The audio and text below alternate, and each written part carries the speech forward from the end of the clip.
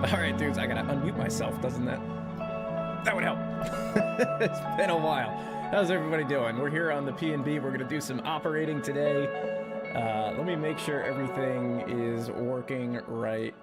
It's been a while since I've hosted my own stream. I know I've been doing the N3V streams. Yeah, it's been a minute since I've done my own. I think everything looks right on here. Let me know if you can hear me and everything looks good and all that, because I have no idea. I never know.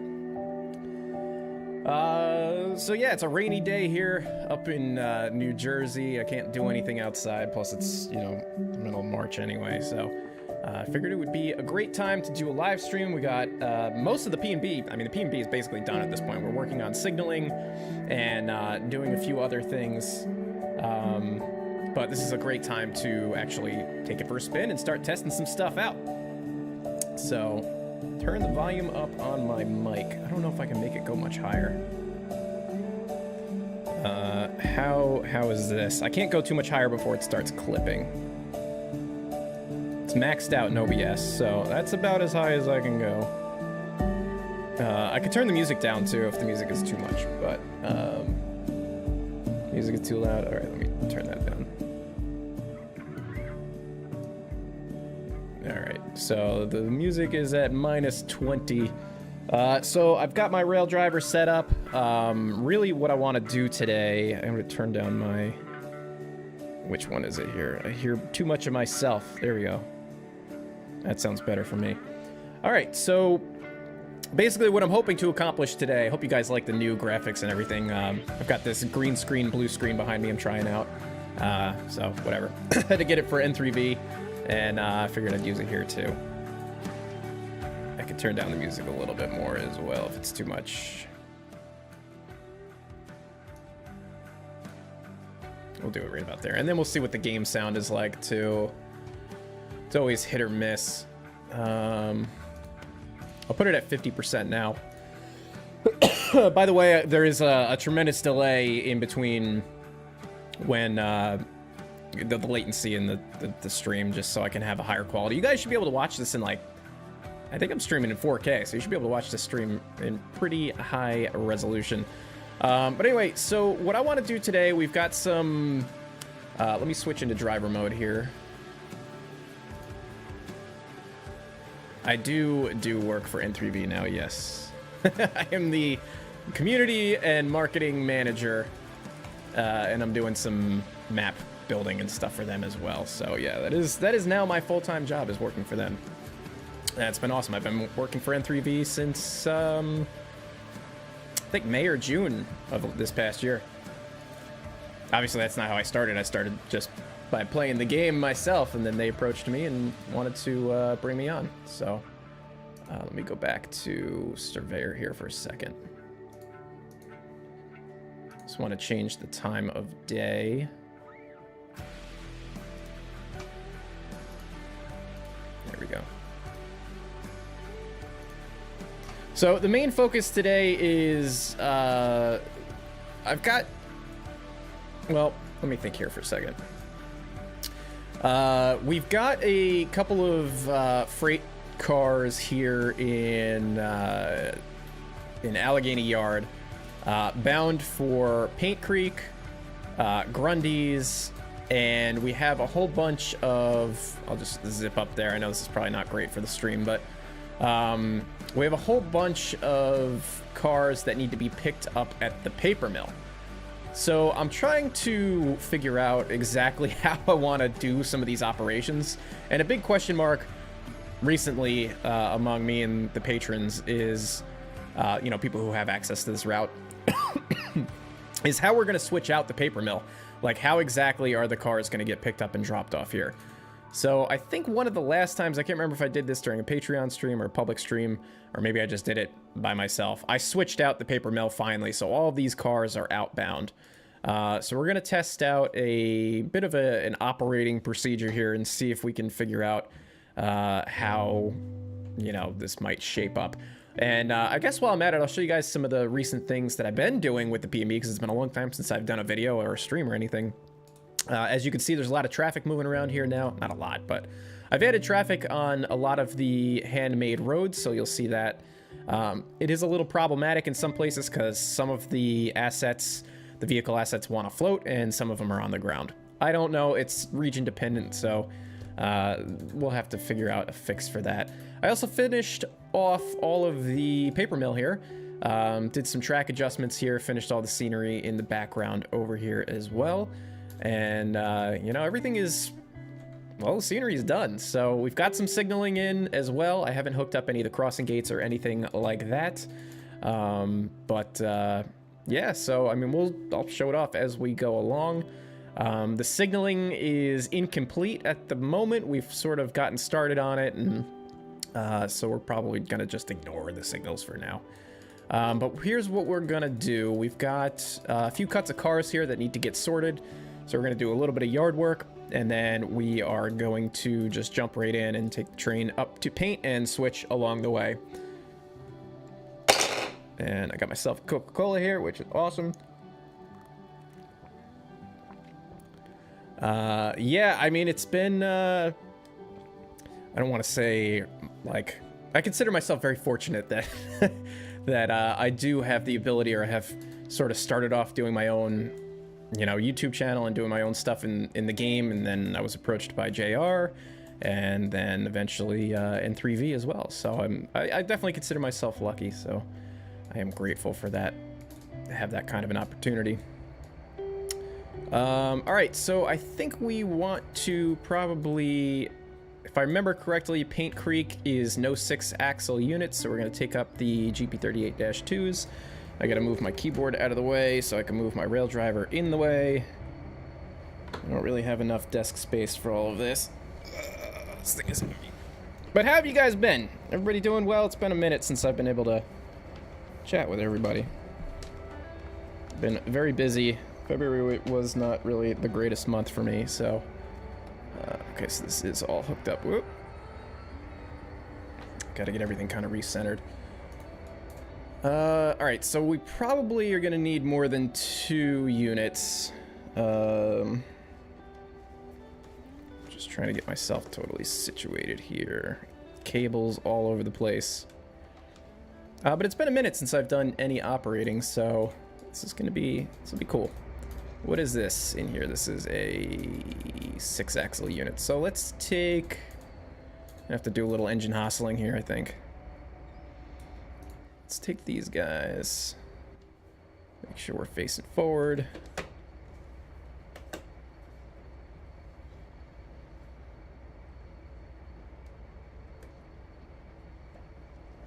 Oh, really? You almost got swatted? Okay. That doesn't sound fun.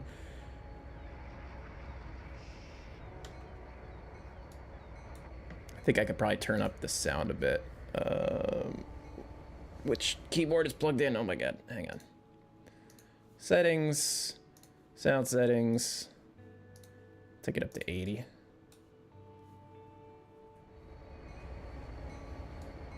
Yeah, that seems alright. Yeah, I'm doing better now. My grandfather just passed away a couple of weeks ago.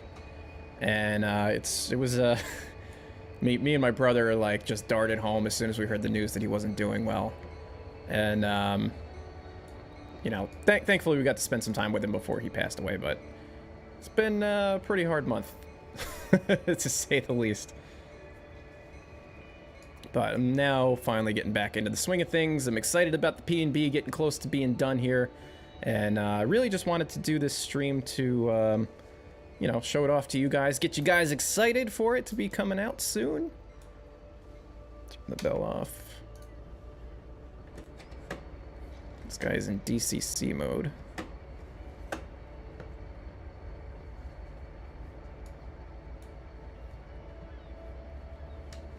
Which way am I facing here?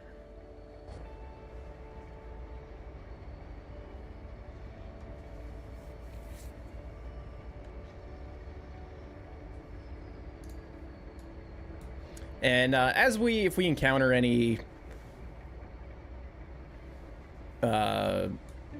things that need to be fixed, you know, I'm just gonna switch over into Surveyor and do what I need to do.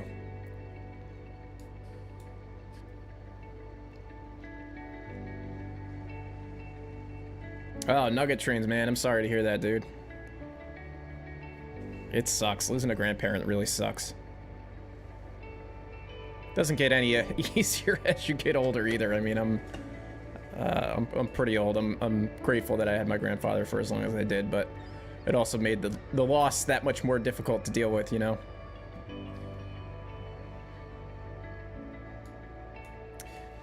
P&B is never done. That is absolutely correct, for better or for worse. Ugh.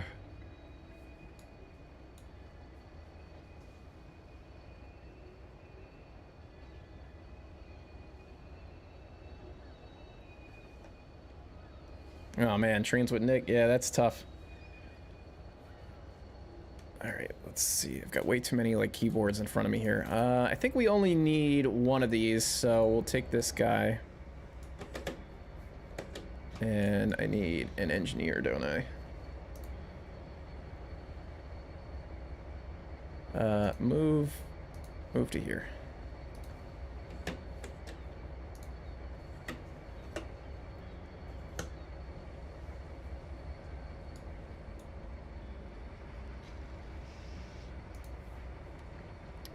Let's see, go into the first person view. Okay, so we're facing the wrong way. How do I flip that? Oh, it's been so long since I've just played this game for fun.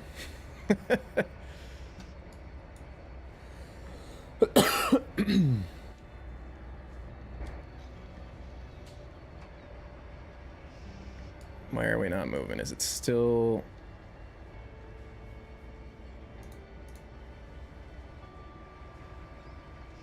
Why does it want to go that way? There we go.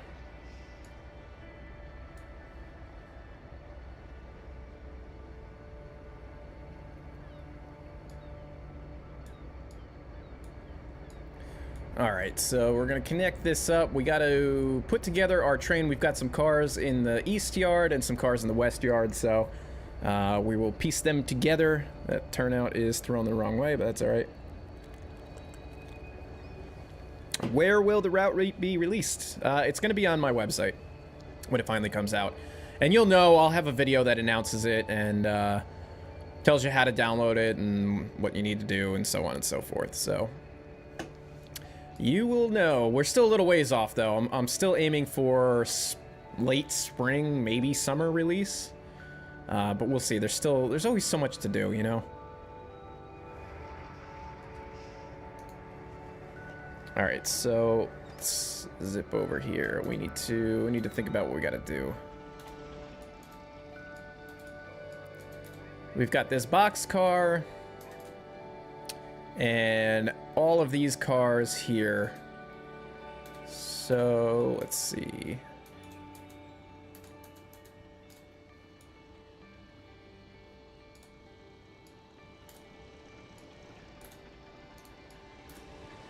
Make sure we're all lined up here.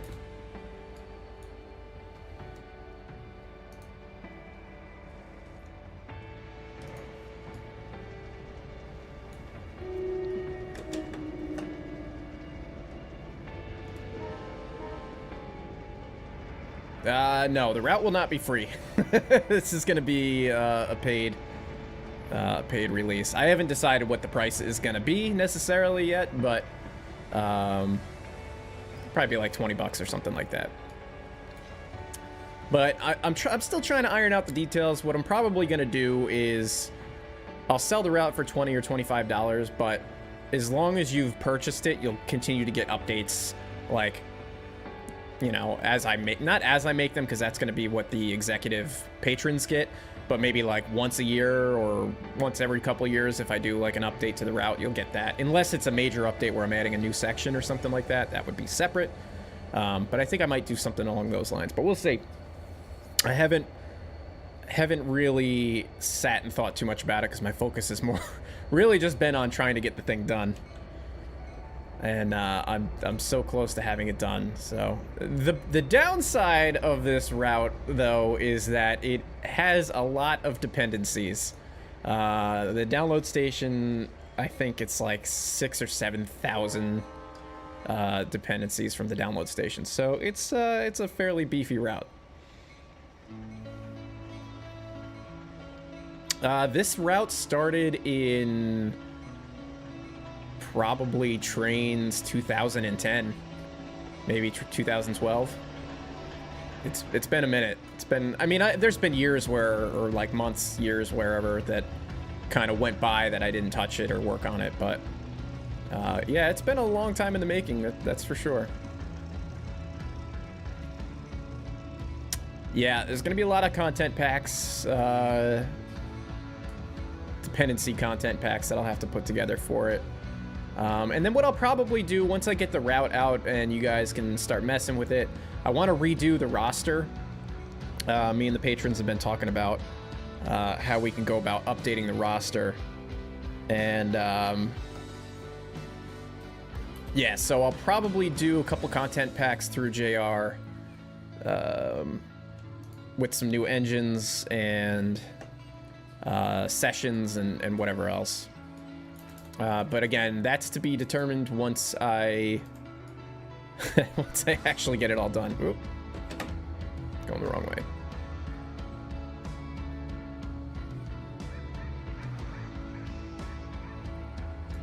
I don't think those cars are going to roll too far. Well, I didn't start making videos until 2016, I think, and at that point it was in Trains a New Era. But I mean, before I made videos, the reason I started making videos was so that I could actually finish the route. I wanted to have some like accountability, you know, from the community to actually get this thing done. So that was really my motivation there.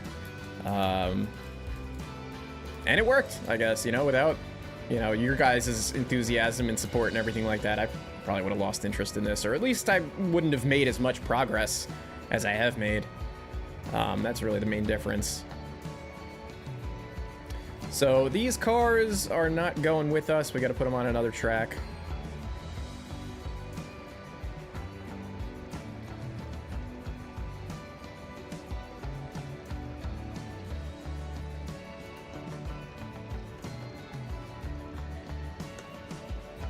Yeah, the roster is going to be full, but we're also going to retire a bunch of engines too.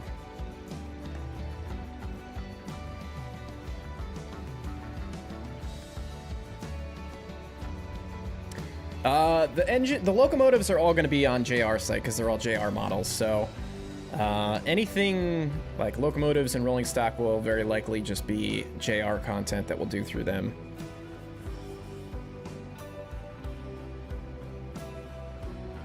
All right, Nugget Trains, man. Thanks for stopping by.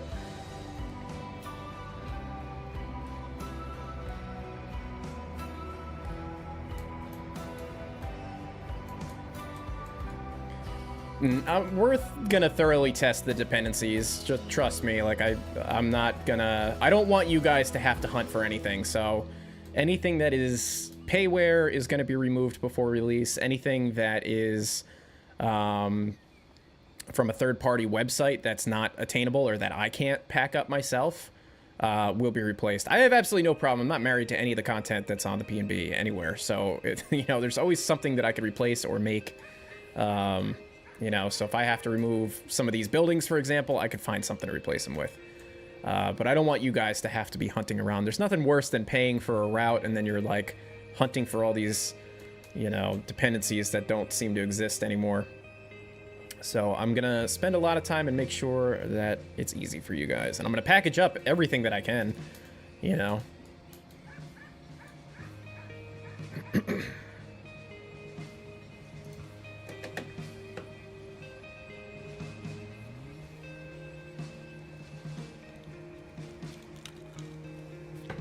What's going on, CSX Rail Fan? Will there be any P&B F units? That I don't know. I always wanted some F units, but probably not. Not unless somebody else wants to skin them up. I want to get more of like an official looking roster that's not so thrown together like this one is. How close is it to being released? Like I said earlier, maybe spring, early summer is really my goal. All that's really left now is we got to finish the signaling and make sure that that actually works appropriately. I've got to add the track marks. I got to get the crossing gates configured, and I have to get the industries configured. And then I have to go through and make sure, you know, there's no payware or anything like that, which that I don't think is going to take me too long, but you never know. So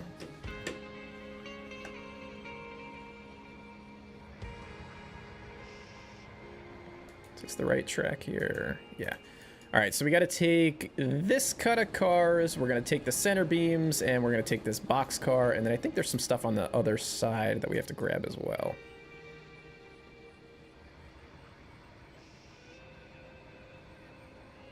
No, the official roster is not going to be, there's not going to be any Alcos, I don't think, unfortunately. Well, there will be, the RS11s, but it's probably going to be more EMDs. I don't have an ideal roster at this point. We're still trying to work it out. I'm not a nuts and bolts kind of guy, like when it comes to this sort of stuff. I say that all the time. So I really rely on patrons and other people in the community to sort of help direct me to what actually is appropriate and what makes sense. So I don't know. It's probably going to be more EMDs.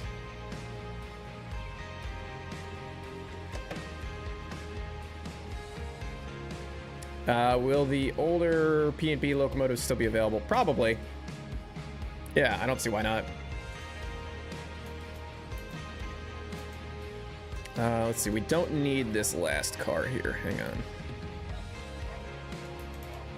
This is going to go up to Grafton later.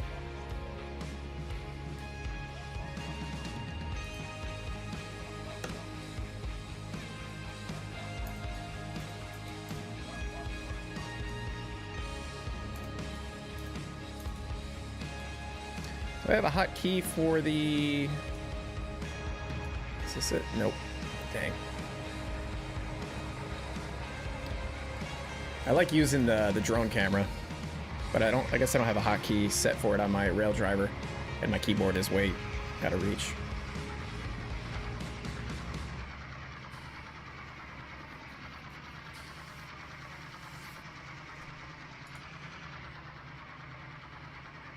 Yeah, I know there's a lot of people who would like to run Steam on it. That's your choice. I don't care what anybody runs on it. That's the thing that's really nice about this route, in my opinion, is that just about anything like on the eastern side of the United States is going to look pretty appropriate on here. And, you know, if you swap out a couple assets, like, you know, you could change out the era very easily. So it's kind of nice in that regard.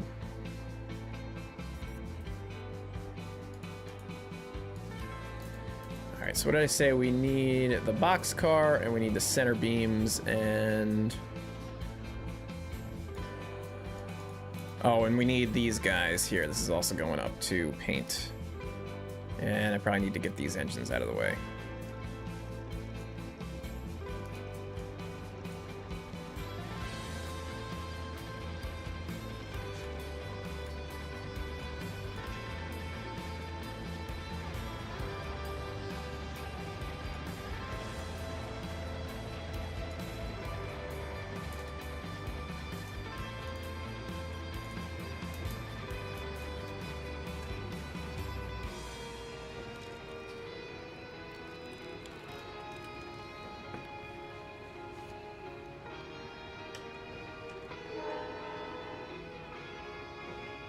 It'd be great to get this into, like, multiplayer so that, like, multiple people could be switching in the yard and running mainline trains and stuff like that. So, that's something I'm gonna try to consider eventually. I don't have any idea how we might be able to make that work, but I don't know. We'll see. Might be able to figure out something.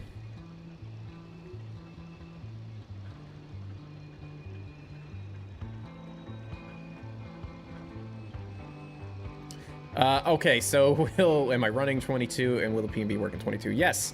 So this is Trains 22 that I'm running right now.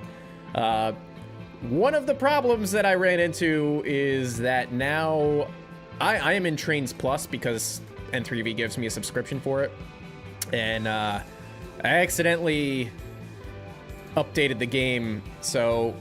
or updated the map. So right now, the P&B is only gonna be Trains Plus For the moment, that'll change eventually, but at the moment it's a Trains Plus only thing, which stinks. $5 from Willie's. Thank you. Thank you. Come on, train, back up. Why am I neutral?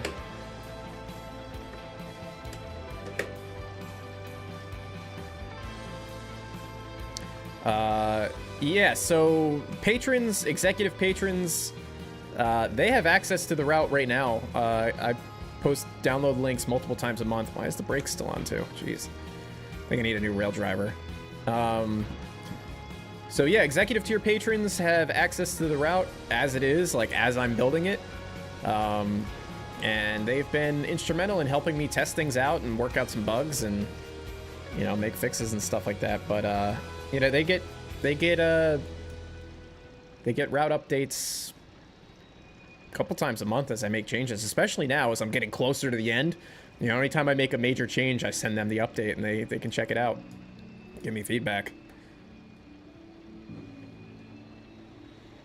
What size computer do you need to run the P&B? To be honest, I have absolutely no idea. I mean, I can't really use my computer as a benchmark because it's a supercomputer, but, I don't know. I'd have to send it to some people and get some opinions on, you know, what settings that I don't know. I mean, there's, like I said, there's like 7,000 dependencies, so probably the beefier computer you got, the better. Yeah, I would say a laptop, it might melt. You might want something a little bit more beefy.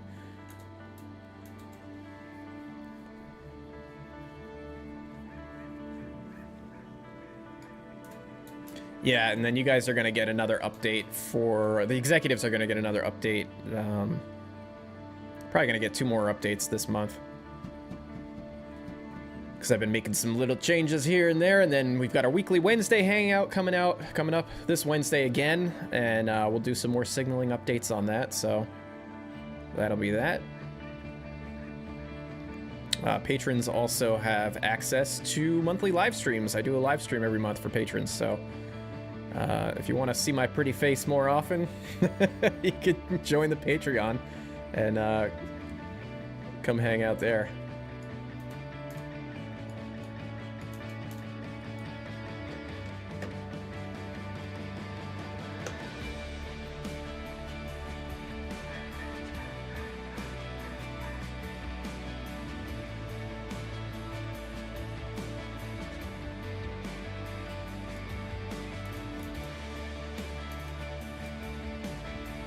See if I can position my keyboard so that I can get into the drone. Yeah. But I can't. I don't have... Dang it. Oh, I guess I can go like this. Yeah. All right.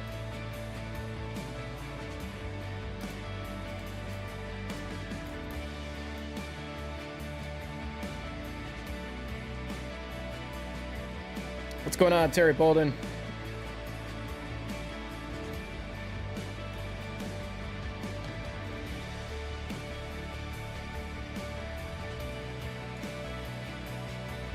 Yeah, I much prefer this drone camera. It's just so much better than, like, you know, because otherwise you're kind of staring at the ground.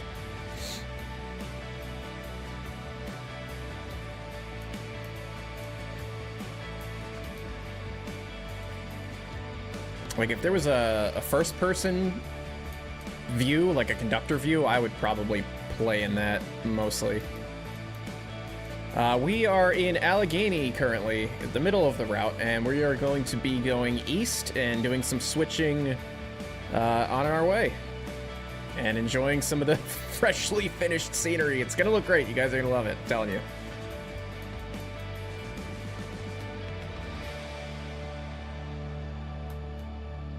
What site would you recommend for bushes, grasses, and basic shrubbery? I just get them from the download station. I use all JVC and RMM. That's all you need. That's all you need to make a route look good. JVC grass and RMM trees and bushes. Let's see, we are going onto this track because we're going to get these center beams. Got to put them on the end of the train. We don't want any derailments, you know?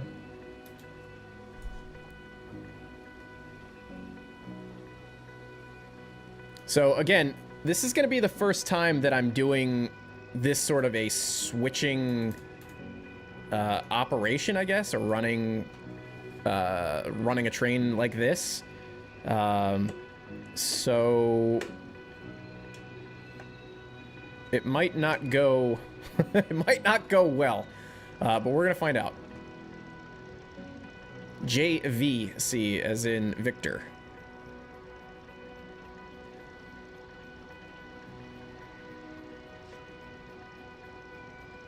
Is that higher detail, taller building in the background on the DLS? I'm not sure which one you're talking about. These ones, I think all of these are DLS. Some of these are 2 buildings, which I'm going to have to replace. A lot of these are probably going to be replaced with some of my own assets pretty soon.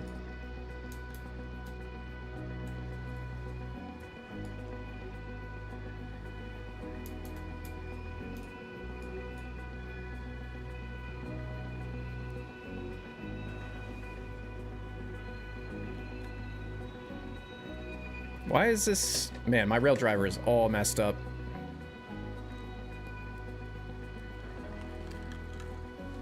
I don't know why the reverser changed like that. What is going on, WIT Simulations? Hey, I wanted to ask you, WIT Simulations, what does the WIT stand for? Does it stand for what is this, by chance? I'm just curious.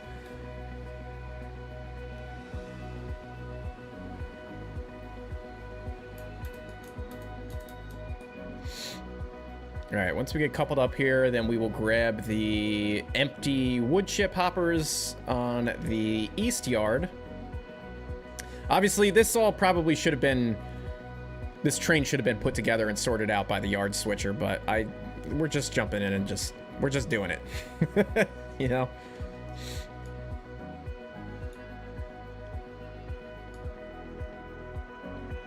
All right, I need to get these guys out of the way first. Let's see.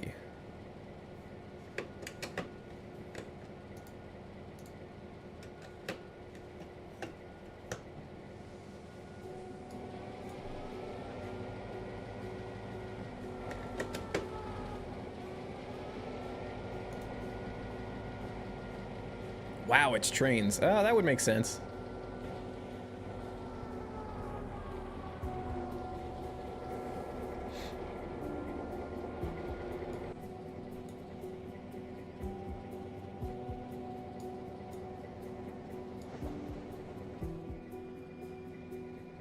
I forgot what I was using these guys for.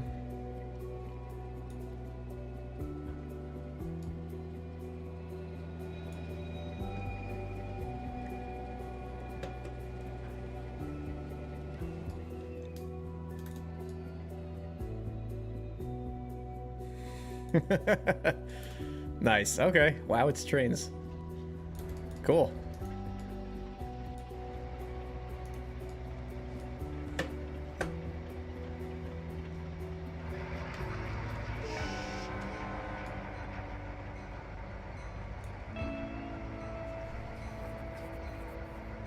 Doing all right, Chris. Doing all right. Thank you. Rainy day here in Jersey, so I thought, you know what? It's a great day to do a live stream. Great day to do some operating. It's been a really long time. I never just sit down and like play this game for fun. You know, so it's kind of nice to be able to just run it and try to enjoy it.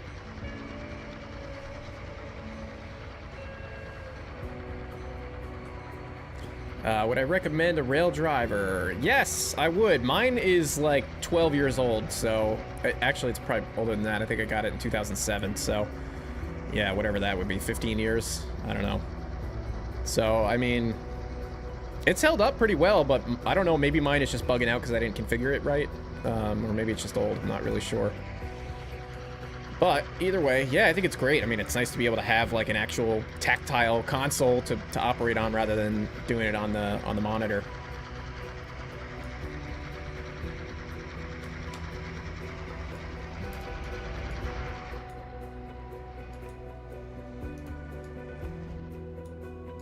Let's make sure all my switches are lined up here.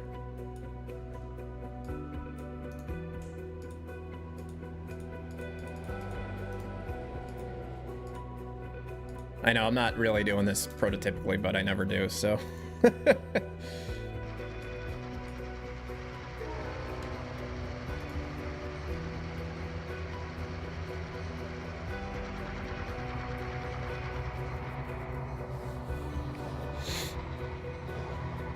17 years? Oh my god, okay, yeah, so, I mean, it still works.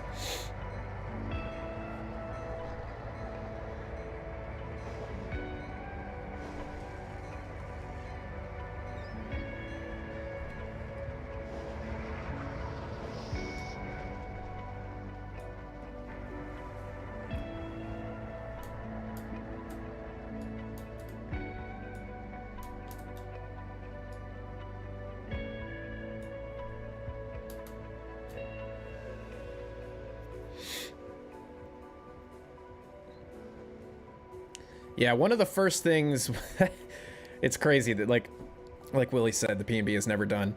One of the first things I want to do once the P&B is released in a few months is for the next phase of this. The next phase, I guess we'll call it phase 3 now, why not, is going to be to go back to phase 1 and update a lot of stuff. And, you know, like the first thing I want to do is update Allegheny because it is a far cry from what I am capable of building now. And I mean, I could show you guys what Grafton is looking like if you need like a refresher, but I really, really desperately want to redo the city of Allegheny because it just looks like trash compared to what what I'm capable of now. So I guess phase 3 will continue to go back over to phase 1 and sort of remeld some of the assets together so there's a little bit more continuity, because you'll see probably as we're operating here that there is a stark difference between my skill and talent between the phase 1 section and the phase 2 section. Obviously I learned a lot and my skills improved by doing a lot of building, and it's not like it's a problem, but it bothers me, so I'd like to get some, you know, make it all cohesive, I guess. We did some work in this yard. We did a little bit of track work here. I'm trying to think of what else. I mean, we updated all the scenery and stuff like that, but that was even a couple years ago now. But yeah, right now the map is only for 22 and it's only for Trains Plus at the moment. The reason being, Trains Plus has the HD terrain. I'm not using any HD terrain on this route, but the build number increased with this version of Trains Plus, and I think Trains Plus is the only version of Trains right now that has access to HD terrain. So because it has that build number, the route won't work in anything less than a Trains Plus build, even though it's not using any HD terrain. In the future, their plans are, and 3B's plans are, that regular base 22 and Trains 22 Platinum will be able to run HD terrain routes. You just won't be able to edit them. It'll only be a Trains Plus thing. I don't know if, maybe that has been integrated already. I don't know if it has. Yeah. When that finally does happen, then the P&B will work in across, you know, 22. Hopefully that isn't long from now, but I don't know. I don't have a timeline. Like I work for N3V, but they don't give me that sort of information necessarily. All right, so we gotta pull past our switch here and grab our empty, what are these called? Wood chip cars.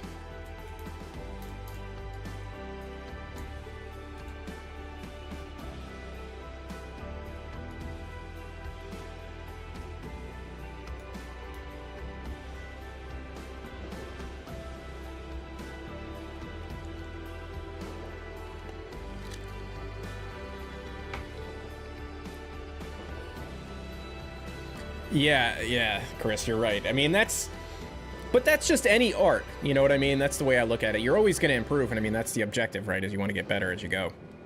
But it just kind of stinks on a project like this that took so many years to get to a level of completion, and it's sort of visible. I mean, it's both good and bad, because it is a great marker of your own talents and success, you know, to be able to look at what, you know, I used to think was good compared to what I consider good now and my skill level and stuff. So, you know, for better or for worse, yeah, it is absolutely, you're right, it is good to be able to see that and improve on it, but it's also a pain to have to go back and redo areas again and again. But, you know, at the same time, it's not so bad, because there's always new content, you know, that comes out. I'm porting new content into the game. You know, I've got new assets that I've made and brought in. Other people are also making new stuff. So, you know, it's good to be able to update some of those assets. Like, even here in Allegheny, you know, we can see, like, some of these buildings, like, you know, this is like a Trains 2006, you know, looking building, but that's all that was available, and that's what works. But now there's definitely buildings that are better than that. So I'd like to replace, you know, stuff like this, for example. But, you know, I look at, like, Old Town and Vonnie, and, you know, these are places on the map that I love. And, you know, I kind of almost like them. Why am I not even on the train anymore that I wanted?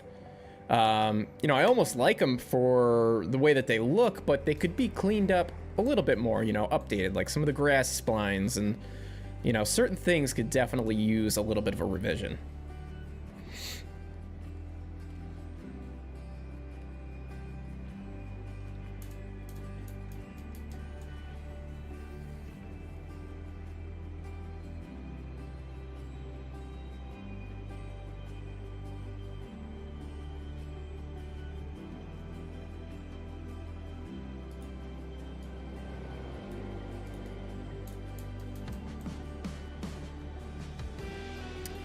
Is the P&B exclusively 4-axle railroad? No, we've got some 6-axle stuff here. I'm just not... There's certain branches that are 4-axle only due to curves and, I don't know, quality of the track and that sort of thing.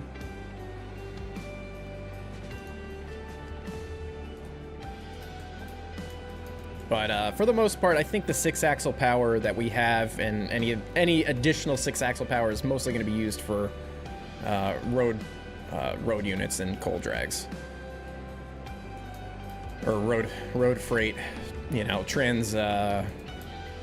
yard to yard transfers and that sort of thing.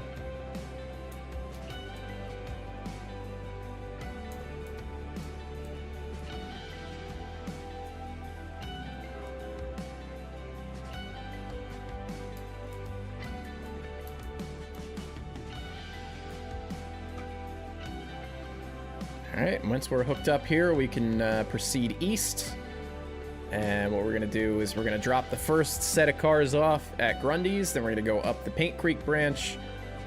We've got some outbounds up there. We're going to drop off these center beams, the boxcar, and the wood chip cars.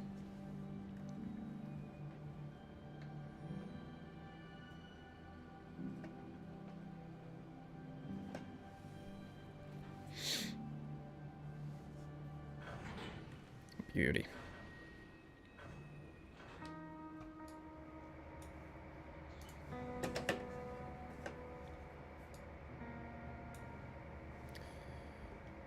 And we'll just go ahead, make sure all of our turnouts are lined up.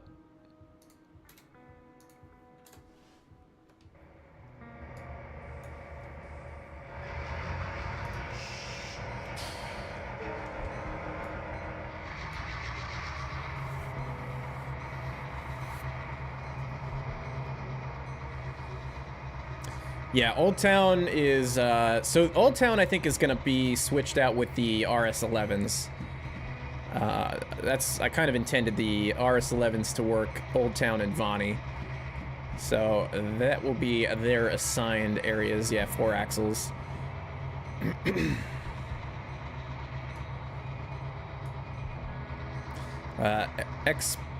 Conrail patched engines. Yeah, if you want to throw them on there, I've definitely considered doing that myself. And even you could even have some, you know, Conrail through power, through trains running from Juniata to Grafton or vice versa if you want, that don't stop, that are just, you know, straight shot. I'll probably definitely do something like that myself once I finally get some sessions going. We got a nice, healthy looking train here. $5 from 44 Willies. Assemble train without derailing. Task complete. Yes. So far, so good. I've been better lately. I've been doing better. We'll see. We'll see what happens. There's still a lot of room for error here.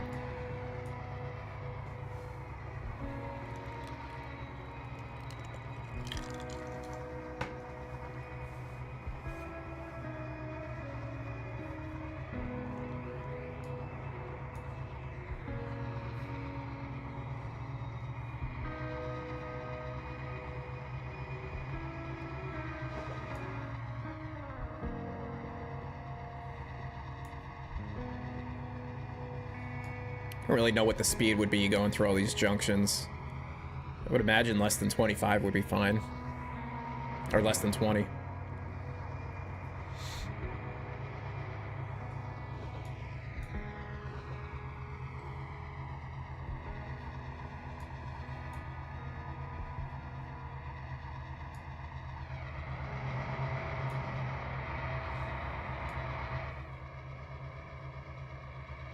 Yeah, I might want to clean up the right of way here a little bit too. Could be better.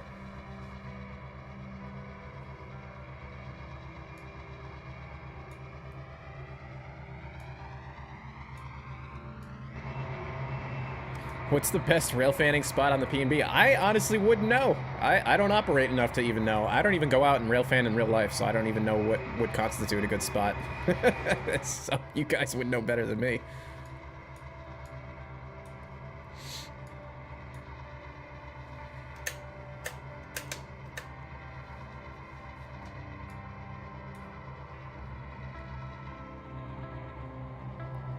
Wait till we're totally out of these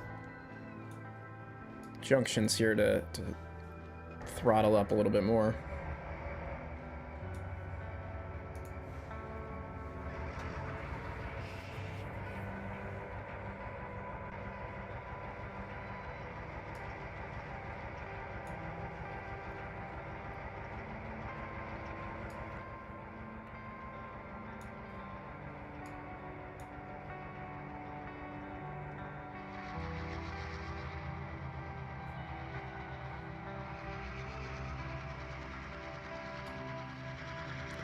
This next section, I'm very pleased with how it turned out. I mean, even this angle looks good. Wow.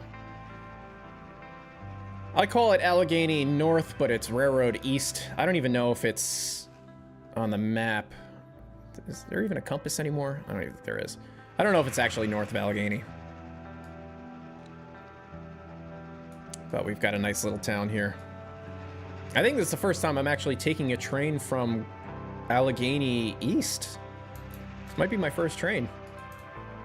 Oh, it looks so much better with the road traffic, too. Ah, it's nice.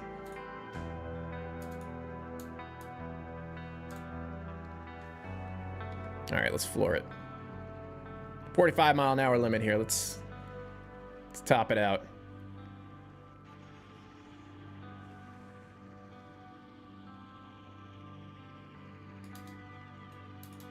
Yeah, like, see, this car's floating a little bit, but some of these other ones weren't. Oh, man, yeah, that looks so good going through there. Woo!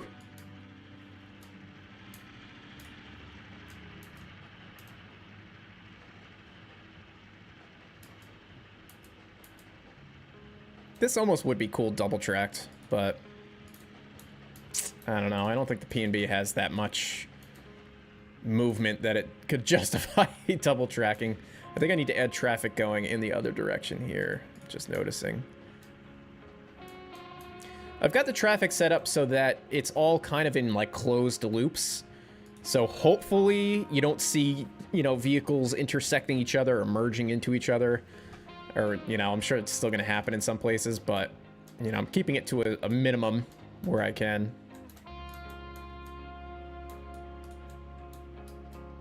Yeah, I love this cut. Looks so good.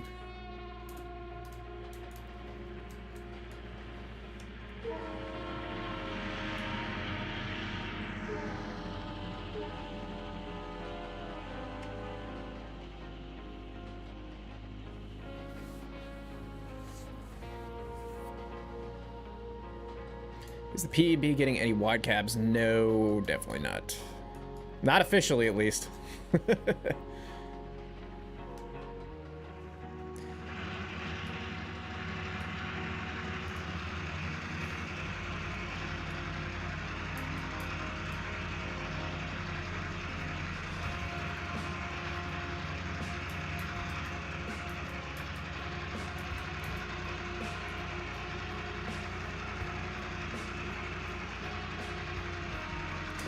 Reminds me of Allegheny Commons Park in Pittsburgh. Yeah, it might be. There's a spot in Pittsburgh that I've seen a lot of photographs from that sort of inspired that. I don't know what the location is, but yes. The answer is yes. I love this area too. There might still be some floating trees and stuff, but working on it.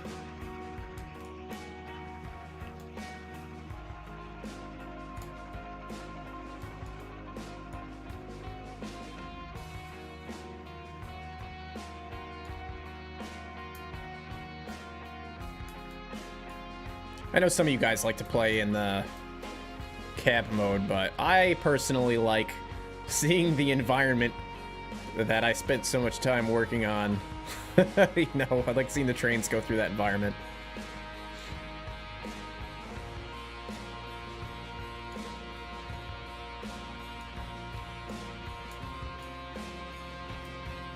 I should probably fly ahead and make sure the track is aligned properly. Because I don't know. Nope, it's not. Why is it locked? That's a problem. Well, I guess I don't know why this siding is locked. All right, we're going we're going this way because I'm not stopping this train.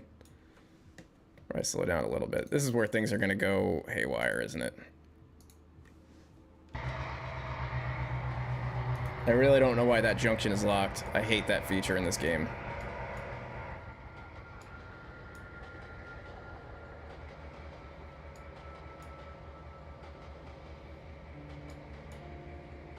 I wanted to stay on the main, but I guess this is where we're going. Yeah, I love how this forest turned out, man. Looks really good. This is my first time seeing it with a train actually driving through it. Got some birds flying around.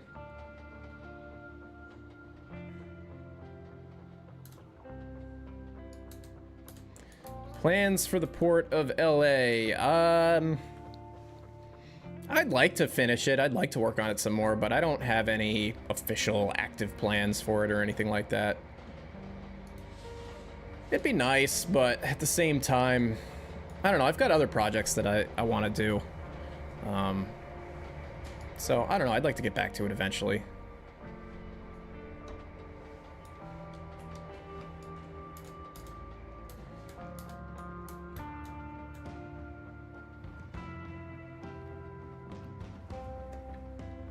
Try to slow down a little bit so I don't go flying off the track up ahead.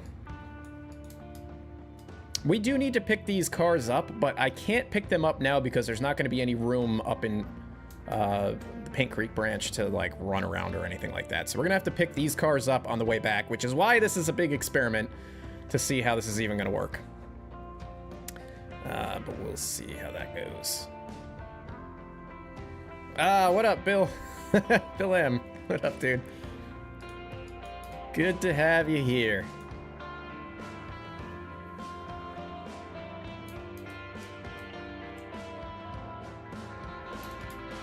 Now, I want to see, is this still going to be locked?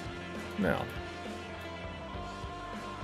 I guess that's the other thing I got to do also I haven't done yet is go through the entire route and use the junction distance thing to like make the junction down to like 2 meters. All right, we're doing all right here.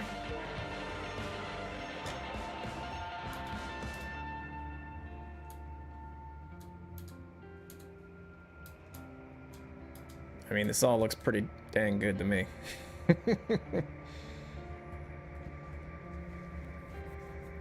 Is that a siding? Yes, it is a siding, but it wouldn't let me throw the switch to make it straight, so we took the siding. This is not intended to be like a passing track or anything like that. It's really for the industry here. All right, let's hightail it again.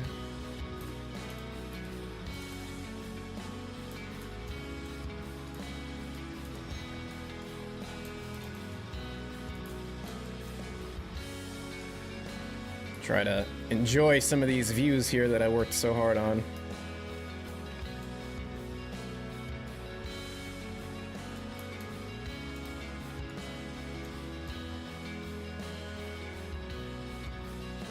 I really love this. Like, I'm so sick and tired of doing farmland, but like, this is just gorgeous, in my opinion. Like, it came out so good. I'm very pleased.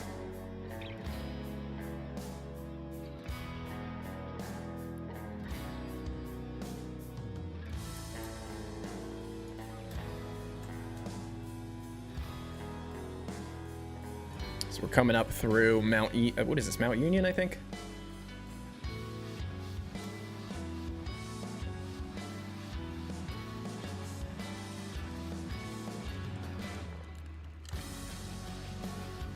What's my opinion on the R Mods coil cars? I haven't seen them myself, but I've heard a lot of talk about them. It kind of sounds like they're a little too high poly for the game, or to really be useful, in my opinion. I don't know why somebody would feel the need to model the threads on a bolt. That seems kind of a little overkill, in my opinion, but, you know, to each their own, really.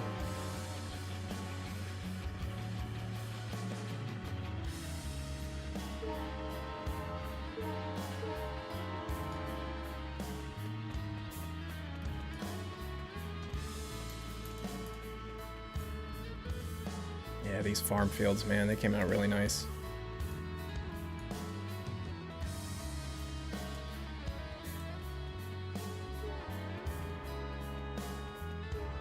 I just realized my face cam is over top of the controls, but that's probably okay there. Oh, you know what I could do? I could move my face cam over top of the whatever you call this, the engineer here. That would actually be kind of funny. Let me do that. I'll do that when I stop. I don't want to. Well, let me see. If I unlock that.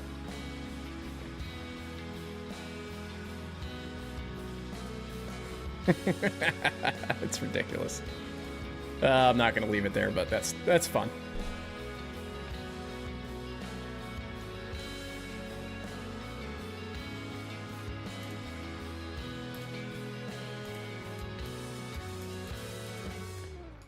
I don't know if TRC is still broken with Trains 22. I just haven't set it up.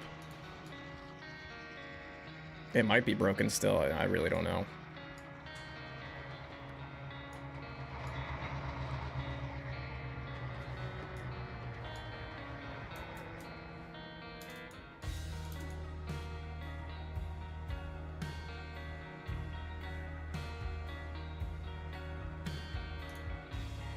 All right, let me move that back.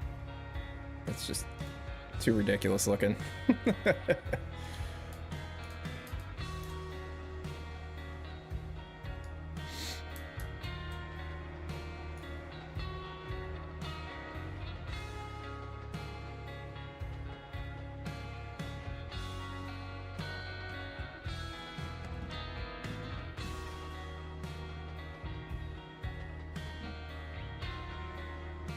The New York route after the P&B, will it be Conrail, Penn Central, Pennsylvania, or CSX? Well, it's modeling the New York Cross Harbor, so they were their own entity. But they only existed really from like 1983 to 2003. So, I mean, the era that I want to model them in is going to be the 80s, so I guess that would be Conrail.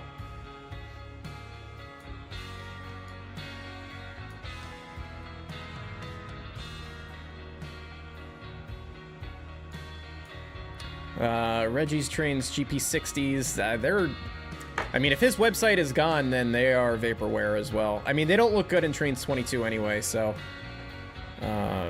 you know, they would need some work.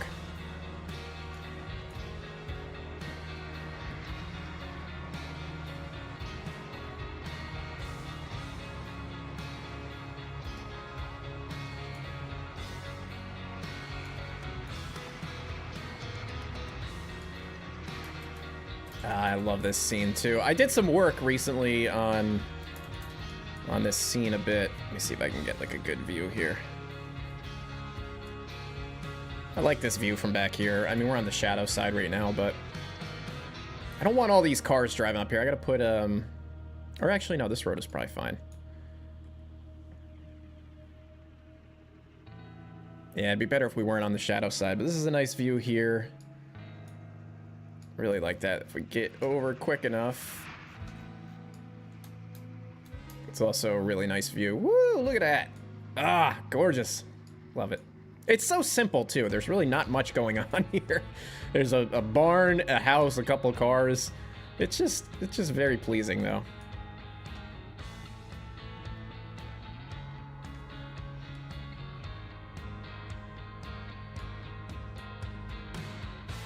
Some farm equipment driving around. It's just nice. It's relaxing. It's peaceful.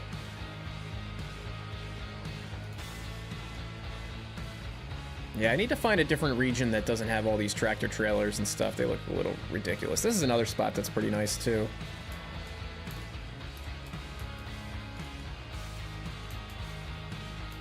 I like scenes like this. I don't know. They're very painterly.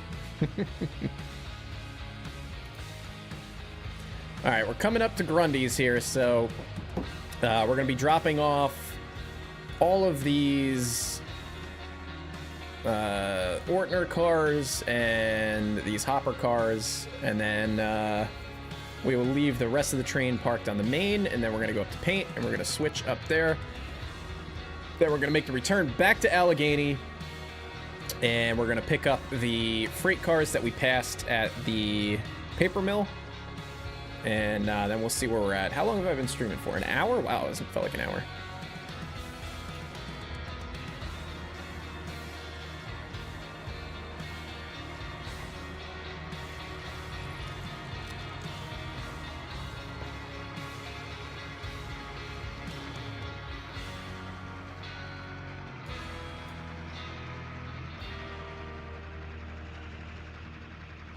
The one thing that the P&B really lacks is any like meaningful grades.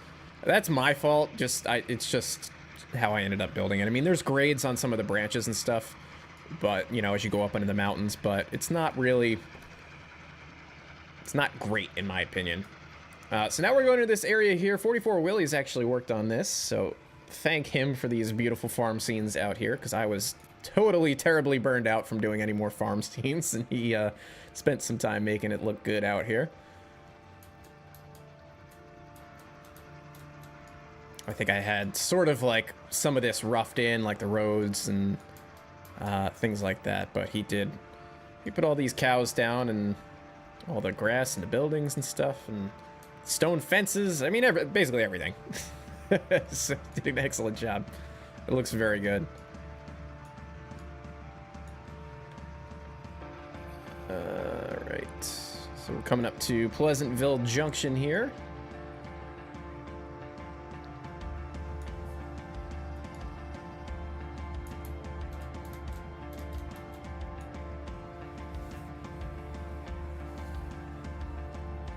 Do I have any tips on how to be successful in terms of content creation with trains?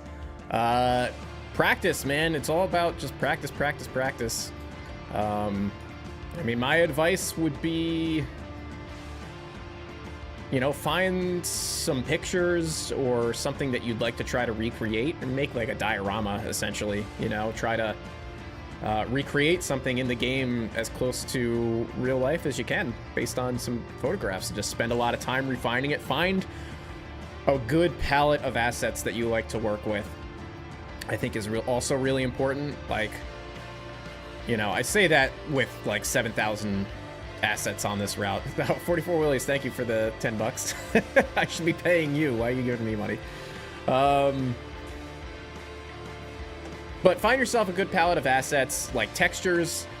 Find like a good 20 or 30 textures that you really like and just only use those. Find like some grass assets that you really like, shrubs, bushes, trees, you know, and just sort of make use out of those. Make a pick list, or make, you know, a baseboard, put a baseboard down that just has just those assets that you like.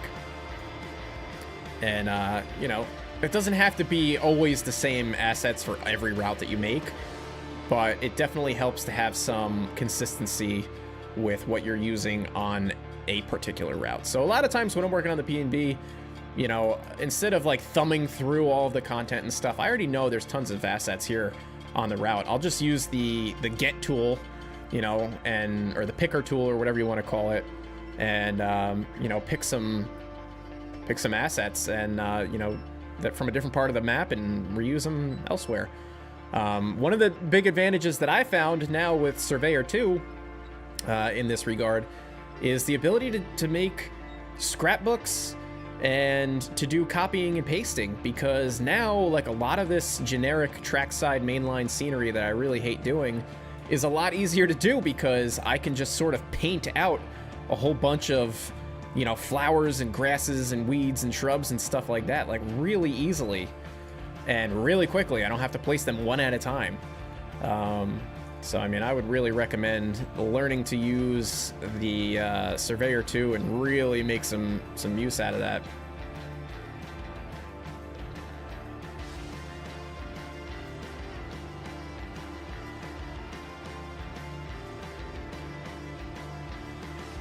Hey, look, my train can speed as long as I don't derail, right? It's my railroad.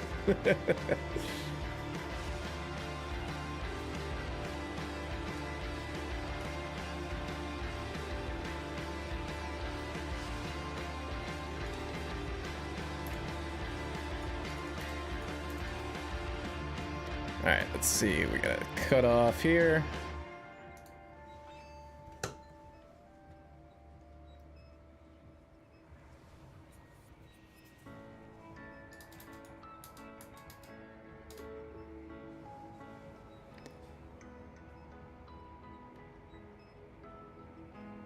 Have I ever played Railroader? Yeah, Railroader is a lot of fun. I enjoy it. I really like the way that the cars, like the waybill system is, I guess you could say. I don't really care for steam engines, so like whatever there, but I know there's a couple diesels, but like I haven't used them. But yeah, it's a cool game. I mean, the map gets a little boring after a little bit, but I think it's cool. I saw something about the debev in there. Let's see. The debev in present day.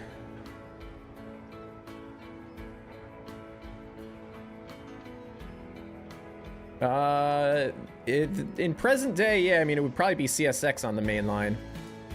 But I still imagine if the debev survived the pandemic and everything, they would still be, you know, their own short line, you know, with their own power and everything. So this is also my first time switching this industry since I built it like 3 years ago. But, you know, whatever. I also have absolutely no idea how this industry would actually operate. I'm not the type of person who really cares to, like, load and unload trains that are like, you know, hoppers, or like with aggregate or coal or anything. I kind of prefer to just drop off loads and pick up empties, or drop off empties and pick up loads. So in my mind, we're just going to leave these cars here, and then the next time we pass by, they will magically be unloaded, and that'll be that. So what we're going to do is we're just going to shove these down. I guess the way that I'm picturing it is I've got the track mobile here. They would probably just use that and drag the cars over this unloading pit themselves, and then shove the empties. There's no empties here because it's my first time switching it, but shove the empties onto this track, you know, just be a sort of a simple in and out operation.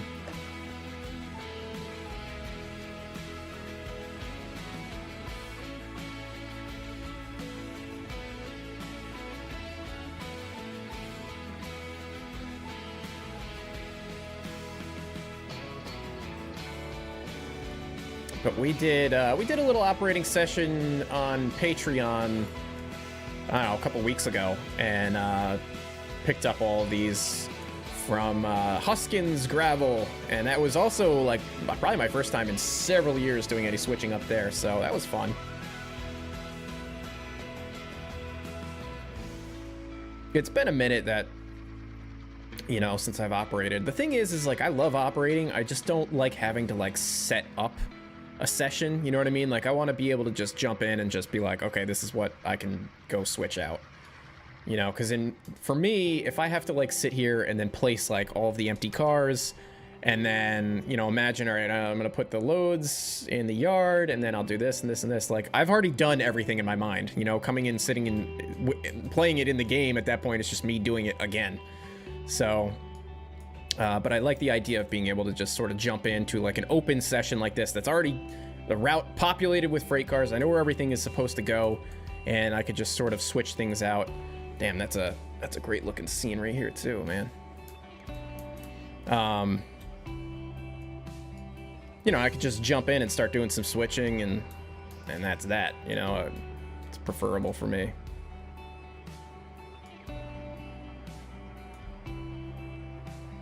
But otherwise, I mean, I spend more time just building in the game than literally anything else.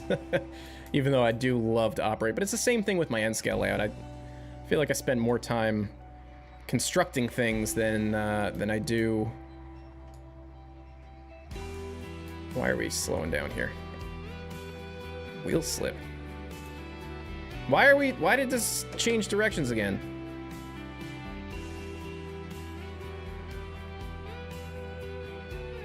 Man, I'm gonna have to like watch the playback on this stream and see, like, did I flip something? Like, did I change the reverser myself?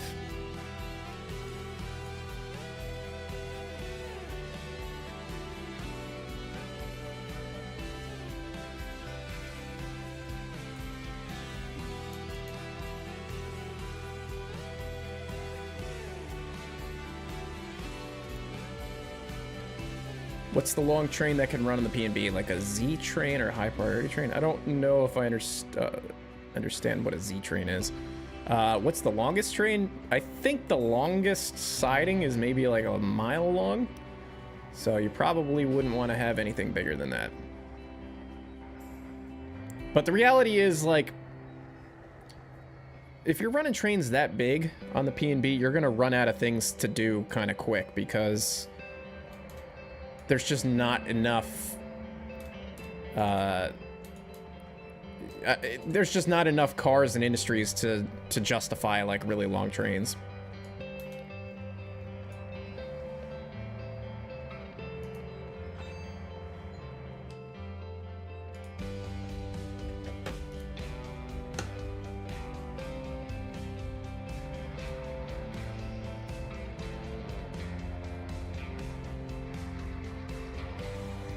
Yeah, it might just be recalibrating the rail driver, but it's also kind of dirty and gross. I mean, I keep it in a drawer in my desk here, so like to keep the dust off of it, but that wasn't always the case. I definitely spilled something on it over here. There's a nice little sticky mess. So I have opened it up in the past, and there's surprisingly little going on inside this giant console that weighs several pounds. I would have thought that there was more technology in there, but I guess there doesn't have to be. It's just a couple of switches and knobs and buttons.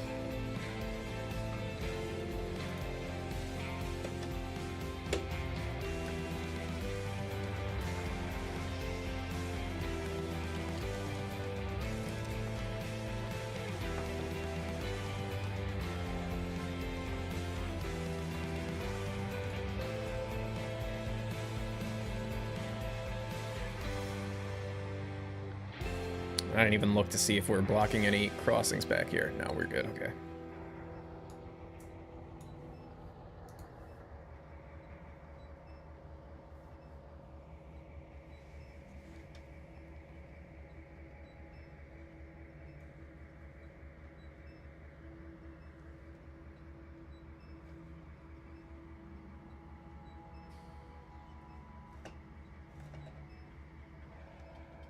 Yeah, the P&B was supposed to be a big short line. That's how that's how you had it originally set up, but I guess I Kind of just ran with the idea.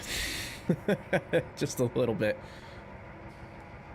But that's all right. I mean, I like the size. I like the size of the P&B that I, you know... It's pretty close in size to yours, Bill, but I did expand it a little bit.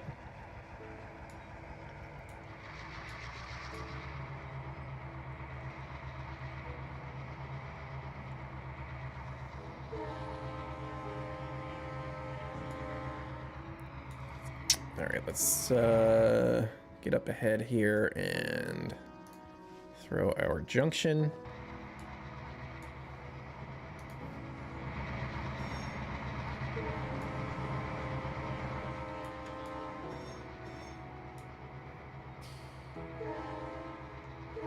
What's going on, The Rock, 1973? I'm doing all right. Having some fun today, finally. Actually enjoying the fruits of my labor.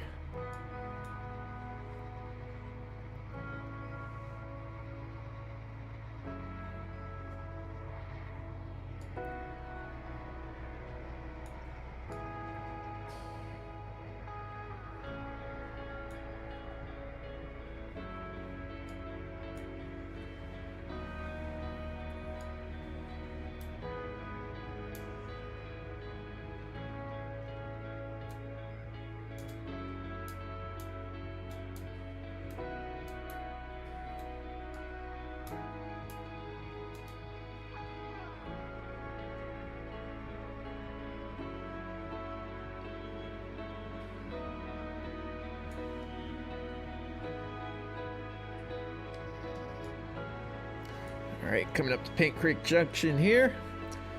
Again, this might be my first or second time doing any of this sort of switching maneuvers, so we're gonna see how this works. I don't know. I don't quite know what to expect.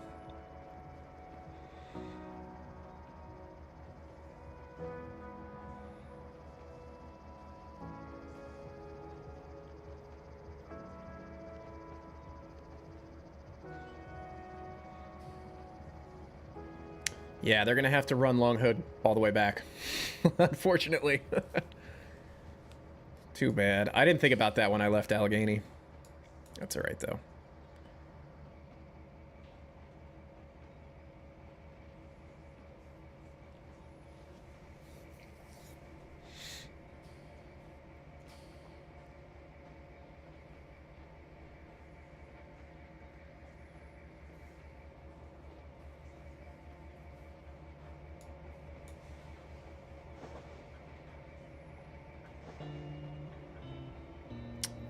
What's under the hood of my computer? I mean, I just built a new computer over the summer.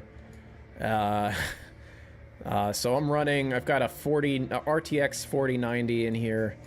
Right now I've got 64 gigabytes of RAM. I did have 128 gigs of RAM, but I was having some problems, but right now it's 64. I'll get the 128 back in there soon. That's really more for video editing purposes than anything else. And then the processor is an i9 13900K. I think it overclocks to like 5.9 gigahertz or something absolutely ridiculous. I don't overclock it. I don't need to. And I've found that game performance, if you actually overclock that high, is actually worse. So I don't bother with overclocking it. But it does sort of, it varies. It's like, like if I'm looking at Task Manager and I look at the processes and stuff, the CPU will go from like 1 gigahertz when I'm not doing anything to, you know, 4.9 or 5 gigahertz pretty easily, pretty quickly. Like if I opened it up right now, it would probably be just cranking. But this thing, it kicks off so much heat. Like it's, yeah, it kicks off a lot of heat, but that's fine. And I've got a 1000-watt power supply in it, which I'm not even sure is enough for what I've got in there, because I've got a whole bunch of hard drives, and I don't know. But yeah, it's a great rig. It's been a really nice upgrade. I mean, my old rig was really good too, but this one is significantly better. Like, with 128 gigs of RAM, I can edit videos in 4K without having to like pre-render anything. Like, it just, the playback is just there. It just works. So that's been really nice. And then to actually export a video, like, It used to take me maybe 3 or 4 hours to export one of my own videos, like a 20-minute, 30-minute video in 4K, and now it takes like 5 or 10 minutes. It's like ridiculous. So that is nice. It's nice to not have to like worry about tying up my computer like all day or all night or something like that to render a video, especially, you know, all the videos that I've been doing for N3V and stuff. Makes it a lot easier. And, you know, especially like I said, not having to like pre-render anything when I'm editing. I could just, you know, just edit. Makes it go a lot faster.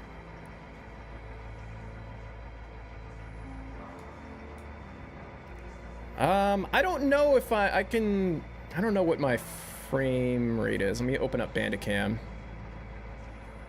It varies. I mean, it varies a lot on the P&B. Right now I'm getting, I don't know if that shows up in the stream. 46, 45. I mean, that's good enough for me. I don't know, like, I don't know if he needs anything higher than that, to be perfectly honest. But that's on this stretch. Like, when I go into, like, Juniata or Allegheny, it definitely dips down into, like, the 30s.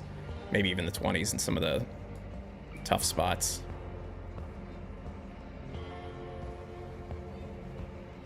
Yeah, it is like a little space heater for sure. I'm actually getting kind of warm in here now. Roll my sleeves up. Now would be a good time to insert ads. No, YouTube, I'm not doing that. Thank you. I would love to make some money on this, but I'm not at everybody else's expense. What editing software do I use? I use Adobe Premiere and Adobe After Effects, and I use the whole Adobe suite. All right, so we're coming up to our yard here. Yeah, we'll stay on the main. Yeah, I use the Adobe Creative Suite for all of my editing. After Effects, Premiere, I use Adobe Audition to edit my voiceover. And yeah, I mean, if you're looking to get into media as a profession, you're gonna want to know the Adobe Suite. But if you're just doing it for a hobby, I mean, you're not going to want to pay the $60 a month for Creative Cloud that I pay. It's not worth it. But, you know, I think there's other good free video editing softwares out there that you could probably get away with for just, like, making YouTube videos pretty quick. I don't know. Anybody can make a video now, right? Like, there's tons of videos on YouTube, so I don't know what people are using. People are editing videos on their phones now, so, you know, you can pretty much do whatever you want. All right, so these are all outbound. I wonder if we'll be able to just run around this train or what. Maybe I should have went on to one of the other tracks. So the way that this works up here, we've got a, I've got 2 GP7s or GP9s or whatever these are that are gonna stay up here, and basically they are gonna just operate between here and Moss Creek. Doing the lumber and stuff. So they'll do all the local switching here. So all we have to do is just leave our train and pick up the outbounds.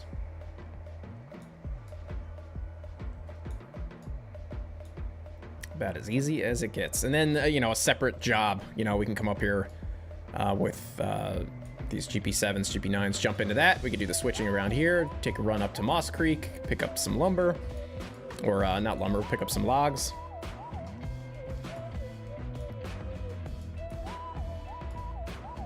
Looks like we have just the right amount of cars here, so we will put it down. Why it adds 44 Willies is paying straight up. Yeah, exactly.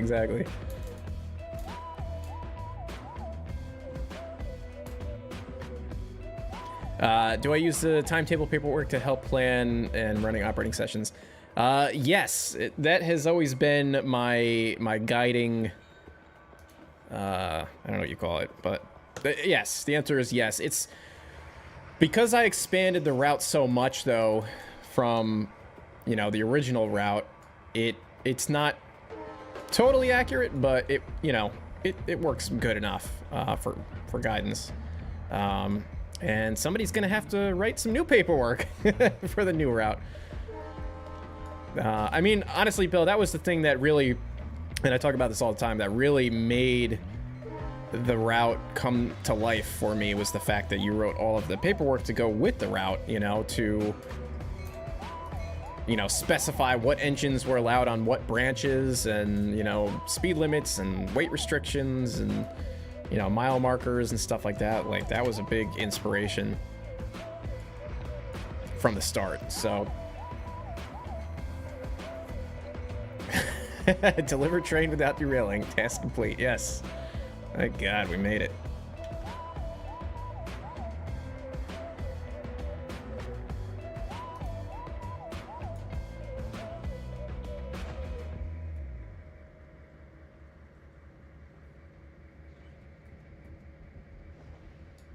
Have I tried living railroad on the P&B yet? No, I haven't, and it's really only because not all the industries are configured.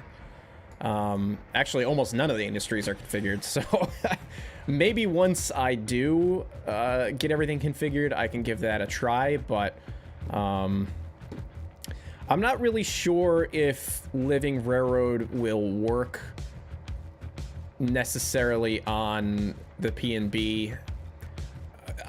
I don't want to say too much because I'm doing N3V's live stream this Tuesday, and it's all going to be about TLR, and I'm the one hosting it, so I don't want to have to, like, repeat myself. But in my opinion, in the state that TLR is in now, it's only really going to be best used for, like, full commodity trains, like, you know, a coal drag, you know, and maybe a coal drag that only goes from, you know, the coal mine directly to the power plant or whatever, and then back. You know, that's the best way that I could see it working on the P&B at the very least, and working in general. But again, you know, it might work. It doesn't. TLR does not work well with big mixed trains like this. It does work. It will switch things out and load them, but I guess it won't switch them out. But it will load and unload things. You know, trains, but you're talking about whole cuts of cars, whole trains of cars, instead of, you know, picking up and dropping off cuts of cars.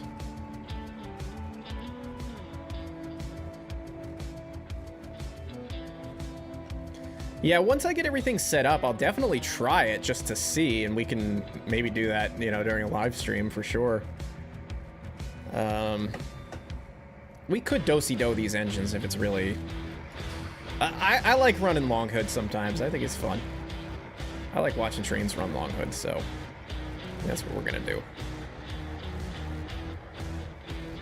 But I am gonna flip the front direction of it because otherwise that's gonna confuse me. Even though we're gonna be running in reverse, I'm gonna switch it so the throttle is saying that we're going forward.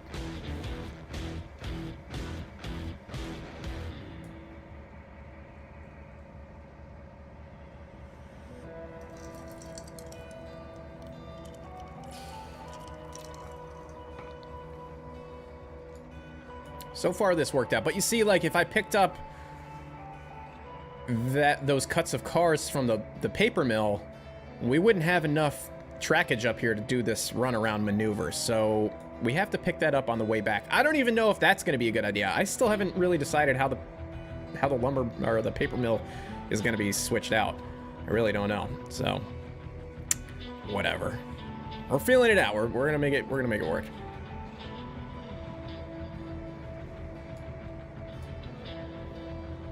Because the other option is the paper mill could be switched out just by an like a regular eastbound going to Grafton, you know, but I wanted to try this just to see if like a separate local or a turn would be a better option, but I don't know. And the other thing too, I guess, is like these wood chips are going to be going to the paper mill. Like, do we drop them off now, or do we take them back to the yard to go, you know, to Allegheny to get sorted? I don't know. I'm going to take them back to Allegheny for this trip, but, you know, that's something else we have to sort of decide.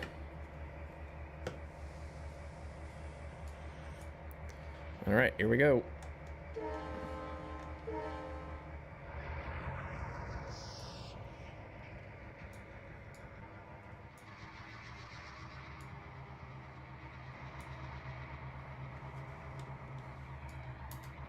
I would like to update these GP38-2s to the new models that are on JR too.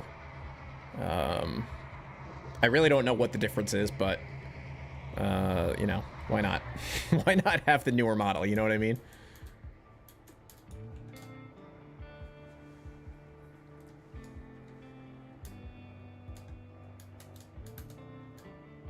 Do a little fishing while we wait.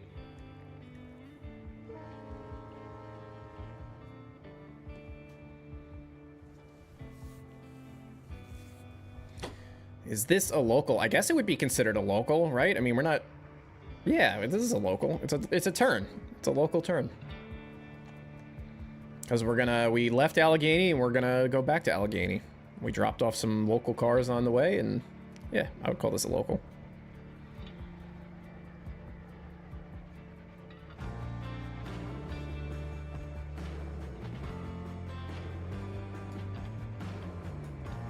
Ah, that looks good, man. Ah, love these scenes. And I know, like, these pine trees are really, really old, but I still love them, man. I think these are JVC, old JVC, not aspens, I don't know what they're called, but man, I still love the way that they look. There's not another tree that I know of in the game that has that same sort of, like, photo texture and shape. And, you know, whatever. They're a little dated in some regards, but I still love them. People have been telling me to replace them. I'm like, no, I like them.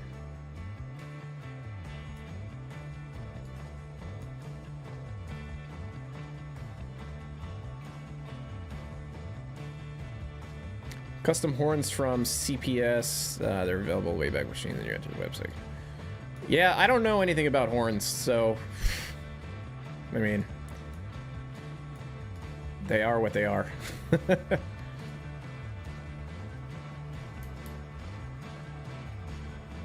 I always joke, man, but I'm also half serious. Like, I'm a terrible, terrible rail fan. I really don't know, like, they're very little about, you know, like I said earlier, like the nuts and bolts aspect of any of this. Somebody mentioned Gevos earlier. I still don't really know what that is. I know that they're the new looking engines, but that's as far as my brain will allow me to understand them. They're the new looking, pointy looking things. But all the new stuff to me looks exactly the same, which is weird because these, you know, standard cab units or whatever, they all kind of look similar too, but I could at least distinguish some of those. But these newer things with the pointy, the noses that look like this, I don't have any idea what's what.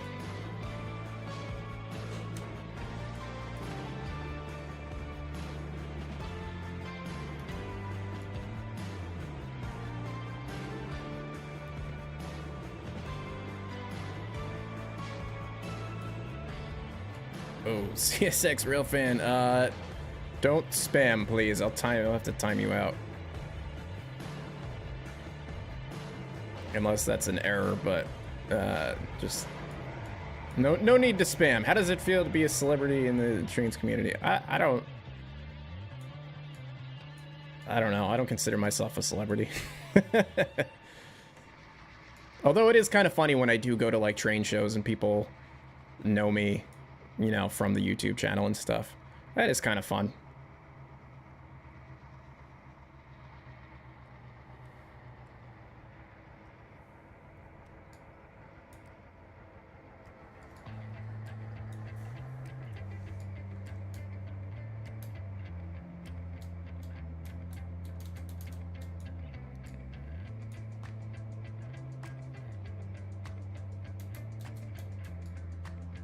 Man, I always loved the Paint Creek branch. Like, I just like this sort of tracks along the creek. It's just kind of relaxing.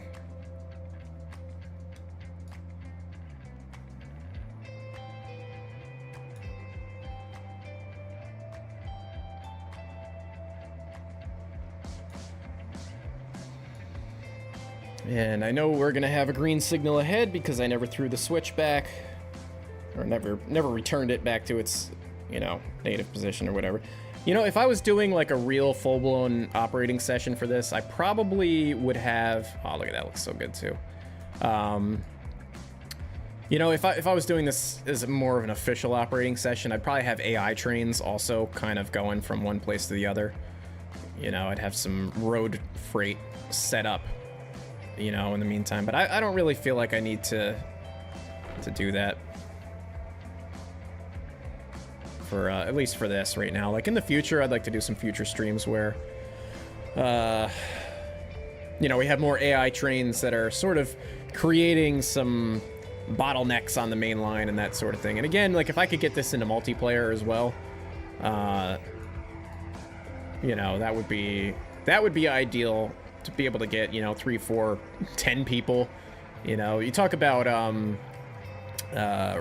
what was the game that we were just talking about on Steam? Not Railworks, Railroader. You know, and the multiplayer that you can do on that, that's one of the things that's a lot of fun, is like you've got like 5 or 6 people, you know, running trains. You have to sort of create meets and, you know, think about who's occupying what when you're doing switching and stuff like that. So, you know, the P&B would be really, really great for that because it's so big and there's so much to do. So I would absolutely love to get like some kind of a multiplayer thing going on, but I think it's gonna be a big ask for sure.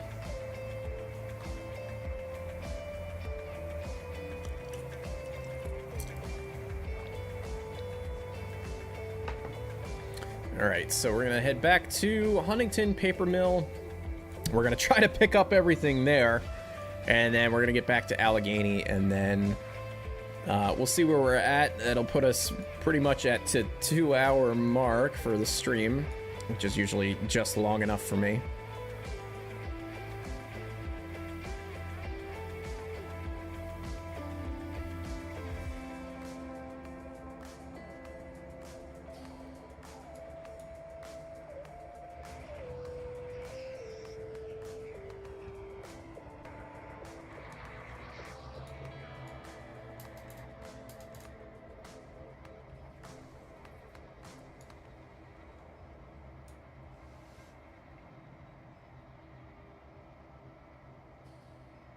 How do you reskin cabs and shells from a locomotive? I think I did a live stream where I did some reskinning stuff a few years ago. You'll have to like kind of dig. I don't even remember how good of a stream it was, but it might give you some idea of the basics. You really need a blank, and those are hard to come by. So you could either make a blank yourself, or you know, some people release blanks, but not always, or reskin kits or something. Ooh, that do be looking good.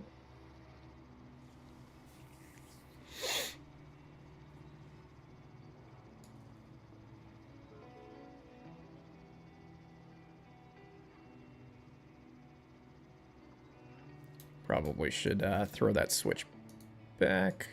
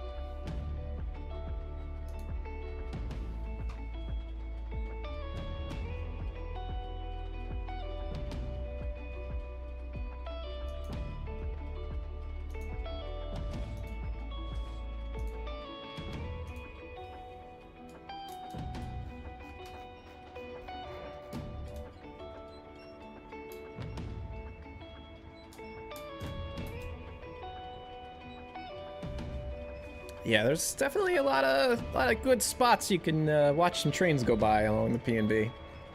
No question about that.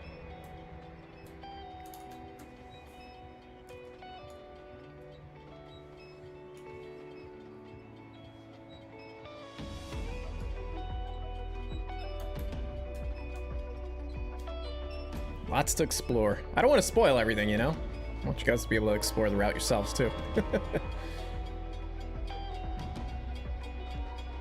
Are there any plans for a steam locomotive for this route? I am not going to disclose anything. My lips are sealed. I'm sworn to secrecy.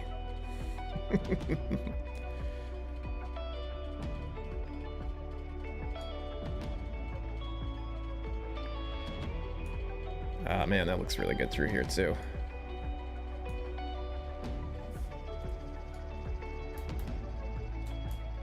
I like this MOW yard here.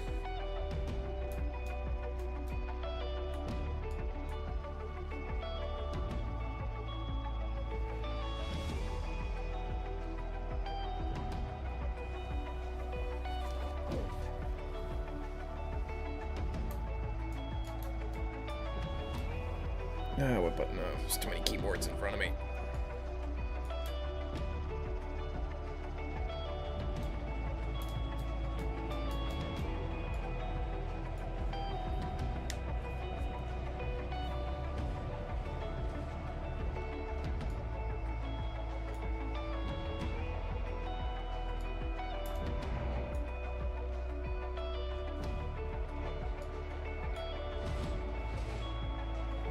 I gotta get rid of this. I thought I deleted this from the session, whatever this, I forgot what this is, car tagger or something like that, but it keeps popping up anyway, even though I removed it.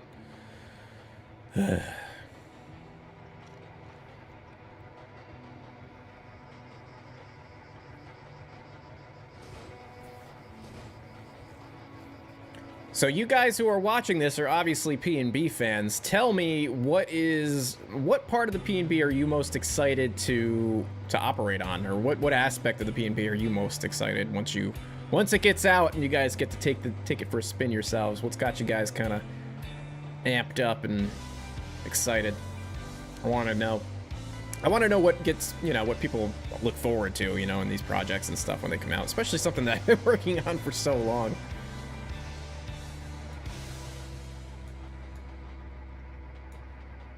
Oh, that's a weird looking Pepsi truck. Where's the cab on that is like a... It's so strange. Oh, it was an LOD. Okay.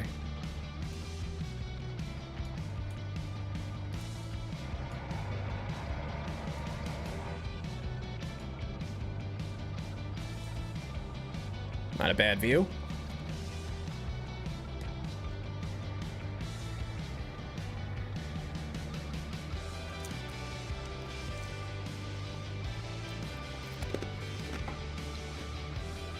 The paper mill is a huge switch job. It takes, I don't know, I think when I switched it out, it took me like 2 hours to do.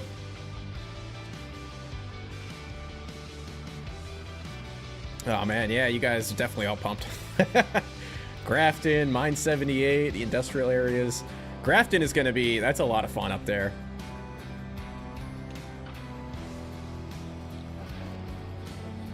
Paper mill. You know what I haven't switched out yet, like done a full switching job of? Maybe I should do this in a stream. Is the brewery. I have not done the brewery at all. One of my patrons, he told me that it took like hours, like 5 hours or something like that, to do like a full switch job there. So I have not done a full. That's another one that I'm gonna have to figure out. Is that a dedicated switch job, the brewery job, or, how do I want to operate on that? But figure it out. The paper mill it's going to be outbound brown paper, outbound white paper. We got inbound wood chips, inbound chemicals, a couple different types of inbound chemicals, I think. Inbound, like, recycled paper, which I can't remember if there's a commodity for that, or if I just had it set up for, like, general goods or something. I have to look. What else is there? Yeah, I think that's the bulk of it.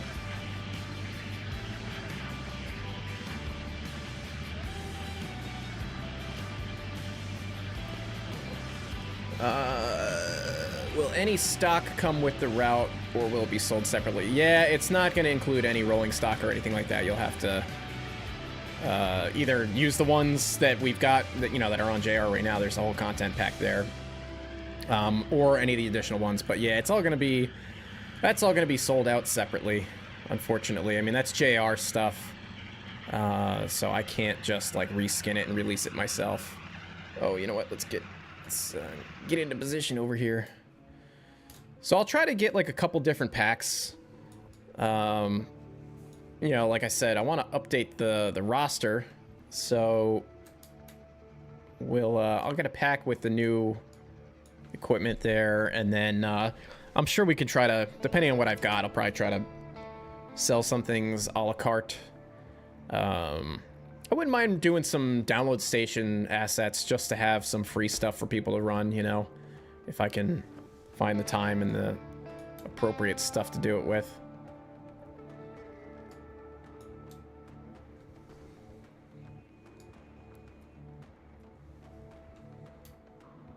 I don't want it to look like I'm just trying to like capitalize on every little thing and make as much money as possible, because that's not the case. But also, you know, there is a factor that my time is worth something too. So, you know, I gotta compensate myself in some manner. But yeah, I'm gonna, you know, I'm gonna try to keep it as reasonable as possible. You know, I know a lot of you guys are kids. You're younger, you don't have money. You know, I get that.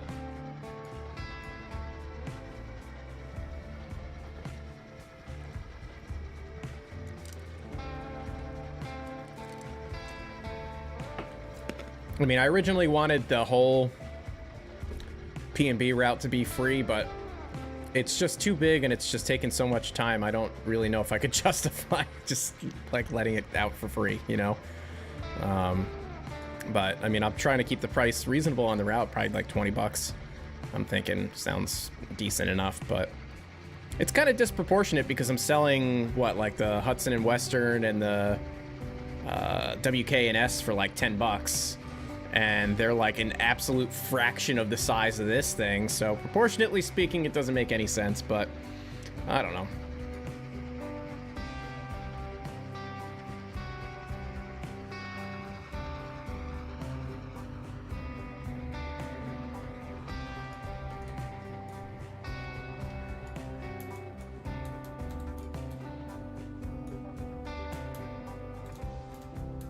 Kind of cool watching the train just like wind through here. That's a nice view. Let me see if I can get that. Yeah. So that's what's nice about the drone cameras, that you can like tilt up, you know?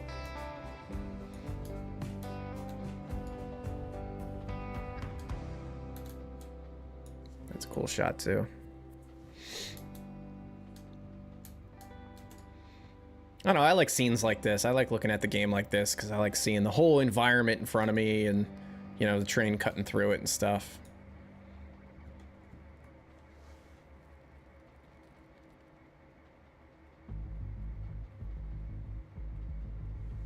Will the route be included with the content pack on JR? No, they're gonna be separate. Route will be on my site and the content pack will be on JR. Any content packs will be through JR, and that'll be just totally independent. Let's see, we do need to go onto the right. We got to take the siding up here. We are going to take the paper mill siding. It is still thrown for this direction, so that's fine. I have no idea how I'm going to do this. This might not actually make sense. Maybe we'll go, yeah, that's what we'll do. We'll go past the yard, we'll pull this stuff out, and then tack it onto the rear end. I guess, I don't know. I think that might make sense.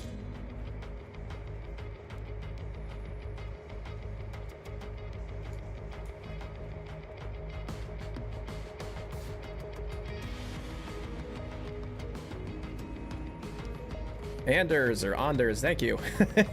Yes. Scenic real fan. Will your content be updated? What do you mean will my content be updated? Which content are you referring to?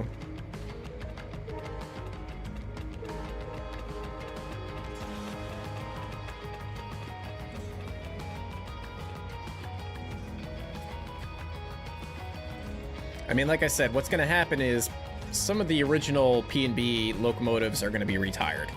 And I'm going to try to come up with a new more, you know, mindful roster that makes a little bit more sense. But yeah, I don't know. I really don't know how I'm gonna break it down in terms of, like, you know, updating some of the stuff that we already have versus making new stuff versus, you know, how it's all gonna get released out. I don't know. I'm just trying to get the route done at this point, and then I can devote my brain power to that, but there's too many things to consider, you know?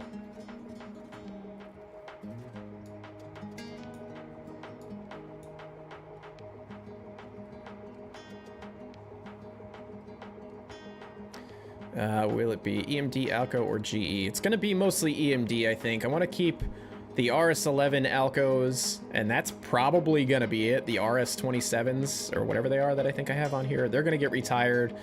The GEs are going to get retired off of this roster. Some of the GP7s and GP9s, some of them, not all of them, it's going to get thinned out. I mean, when I made the roster, it's just, if you take the time and lay out and place every engine, you know, through the roster number, it's too much. This is like completely overpowered. So I don't know why I did that. Actually, I do know why, because I wasn't really thinking. I don't know. Like I said, I'm not very familiar with how railroads pick out locomotives that make sense for them and that sort of thing. So I just sort of picked what I wanted and picked a random number, like 20 of each of these. Seemed like a good amount. But it's way overkill, so for the most part, you know, some are going to get thinned out, some are going to get retired, and I'd like to introduce some of the newer models from JR as well. I've had a lot of good suggestions about what can be skinned up and added, but again, I need to take some time and just talk to some people to see, like, what actually makes the most sense for this route itself.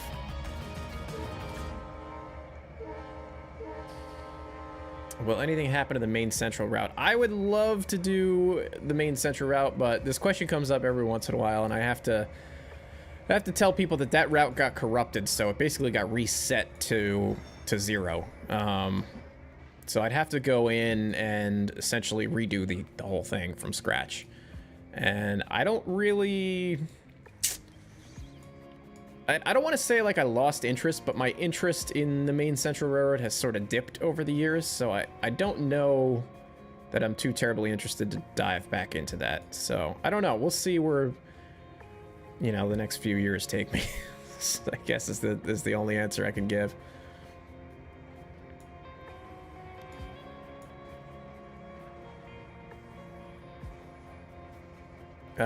You buy a first class ticket, CSX Rail fan, you can get that separately. I think you can buy 1 year for like $30 or something like that, maybe. Otherwise, it's like $2 a month or $5 a month or something. All right, so what we're gonna do here is we're gonna pull past the yard, and we will take these two outbound cuts. We'll tack them onto the rear end of this train, and let's see how that goes. I don't know. I might need to add another track in here. I wasn't sure if I should add another yard track or if there should be another like third runaround track in here. I'm starting to think that maybe my hunch was correct, that I should add another track in the middle here, because we're gonna have to get on the main line to run around.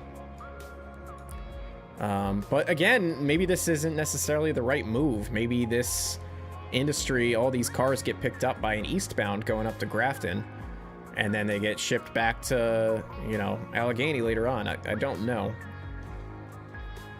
That might be what has to happen, to be honest. Because otherwise, we're talking about adding more tracks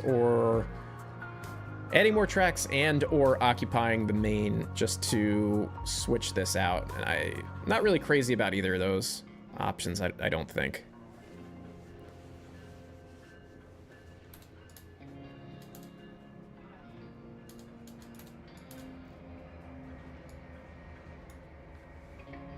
And yeah, I'm not gonna switch these. I'm not gonna leave these wood chip cars here, even though they could. They could be left here, but that's I mean, that's their ultimate destination, but I don't know.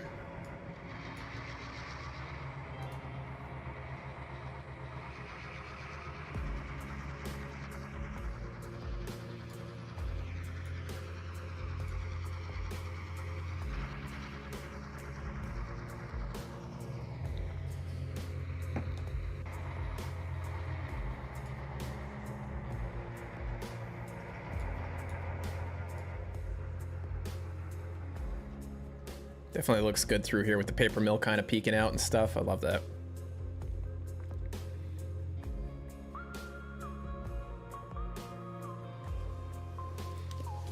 All the traffic on your roads is controlled by your region.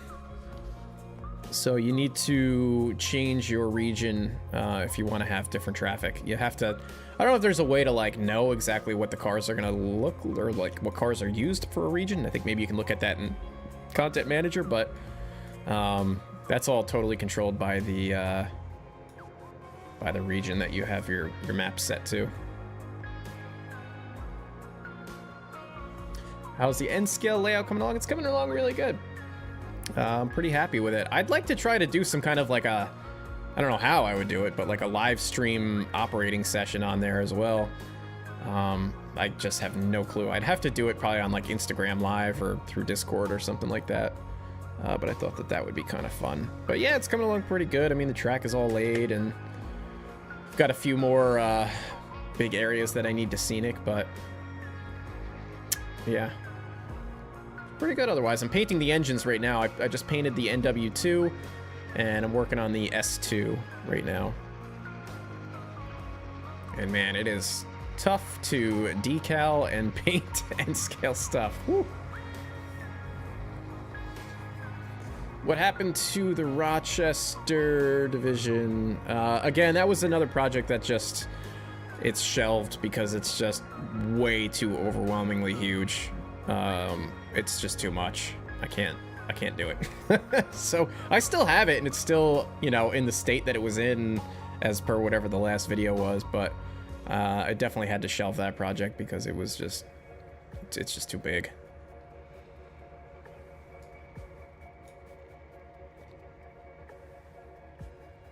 I kind of like these more manageable, like smaller routes, like the WKNS and the Hudson and Western. They're really good projects because they're small. Like I can finish them, and then I could spend a lot of time like detailing smaller areas because the map isn't so big, and I don't feel like this. The P&B is huge, right? So I feel a lot of pressure to not spend a lot of time in one area because there's so much area that needs to get covered, right? So I have to kind of spread out my creativity a bit. But it's really nice on a smaller project to be able to spend all of that time like really sort of hyper focused on one little area where you can really detail it and really bring it to life. I kind of prefer that a little bit more. And I'm, you know, over this past few years, I've learned a lot about, you know, what I like and what I don't like about, you know, building within the game. And even like, you know, actual like N scale stuff, like actual scale model railroading. You know, I really prefer something that's a little bit smaller and dense. You know, I like that sort of really dense models and layouts and stuff like that.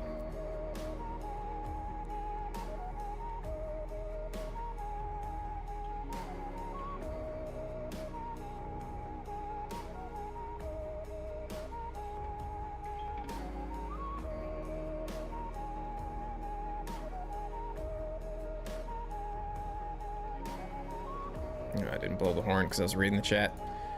What are my favorite routes apart from the routes that I build? I don't have any really. I mean, because I don't operate on anything. The only thing that I ever run trains on is my own. I don't even run trains on my own stuff. I can't even say that. I really only ever run trains on the P&B. So I mean, some of the other routes that I think are really good, you know, it goes without saying, like Scratchy's routes are amazing. The Coal Country and Eagle River are both really well detailed and also kind of simple in their own way. So like, yeah, I mean, those are amazing routes, but I don't really have too many others that I could think of. There's a few little model railroad routes that I've downloaded from the download station just to sort of check them out. But I mean, I don't really run trains ever, so yeah, I would say I don't really have a good answer for that. Catch you later, Parker. Thanks for stopping by.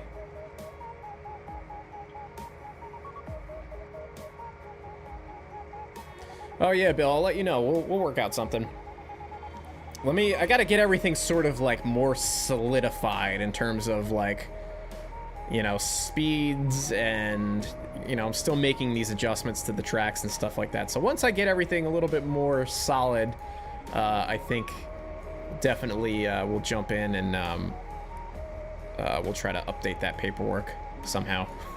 There was somebody a while ago, I don't know what happened to him, who was messaging me on Discord about updating the paperwork and made like these really, really nice like graphics pages. Like it almost looked like it was in like pages out of like a real manual. It had like paper texture and stuff on it, but like with like really well detailed graphic design for like the track charts and descriptions of the equipment used and stuff like that. And I don't remember who it was or what happened to that person, but I was really impressed by that. I would love to do something that was like, he wanted to make it so that it could be printed out and be like a real, you know, like a coffee table piece almost, and it looked gorgeous what he showed me. I don't know if he's out there watching this right now, but if you are watching the playback, you know, get back with me. I'd like to get back with that.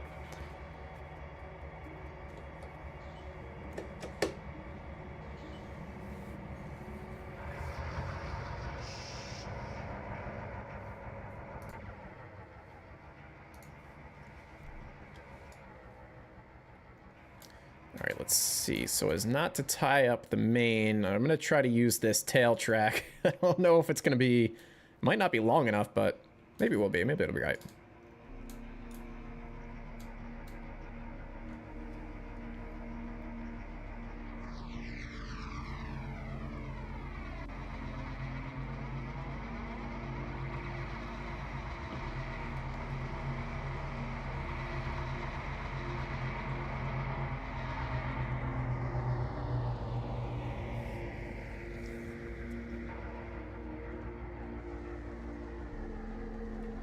You know, the thing is with trains routes is a lot of people don't finish them. That's just, you know, that's just the hard truth of it, is that there's a lot of people who start working on projects and don't ever finish them, and or they, you know, end up releasing them as an unfinished route, and they're really not that great. So that's not meant to be a dig at anybody, you know, necessarily. It's just sort of, routes are huge projects. They're massive undertakings, you know, to try to get done, and it is a lot of work for, you know, one person to try to do all of that. So, you know, I think there's very few actual completely finished routes that are actually even out there. There's not many.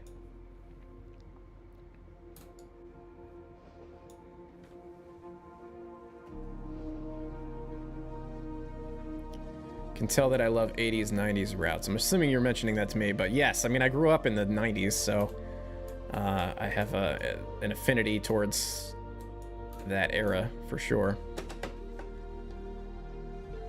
I thought I stopped already.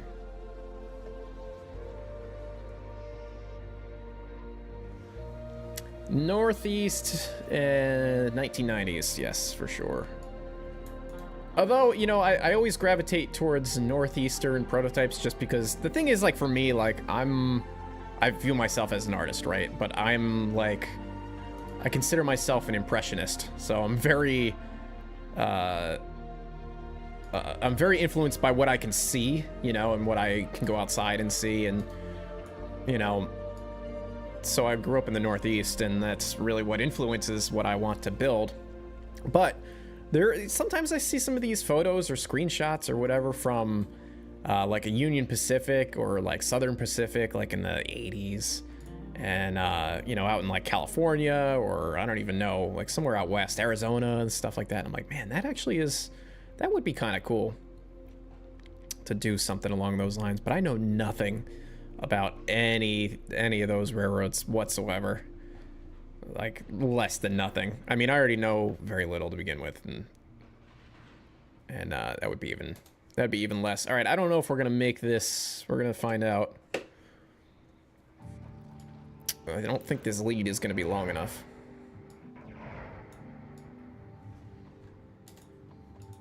We're gonna try it anyway. No, it's definitely not gonna be long enough. All right, we're gonna go out on the main.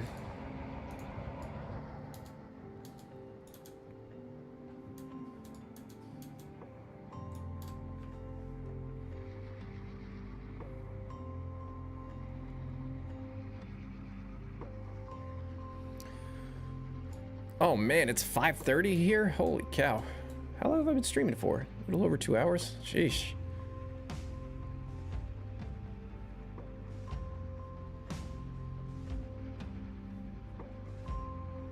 Still pouring buckets outside too. Not like I'm missing anything.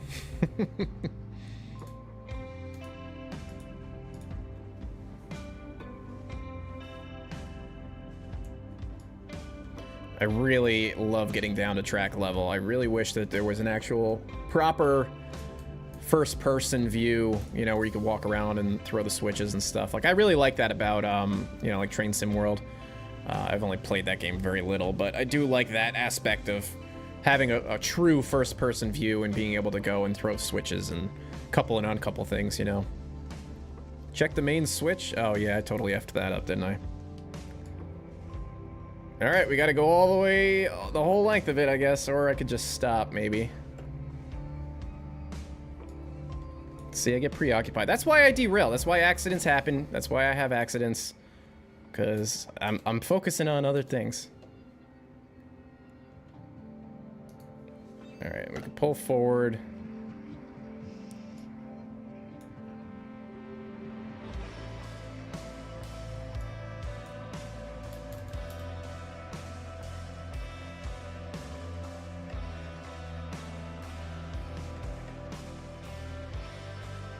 Why are we not going anywhere? Come on.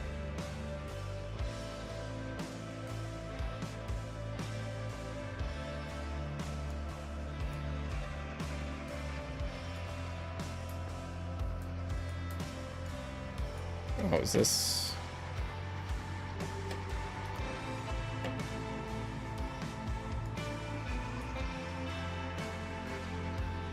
Alright, so we just gotta clear this switch so that I can flip it properly.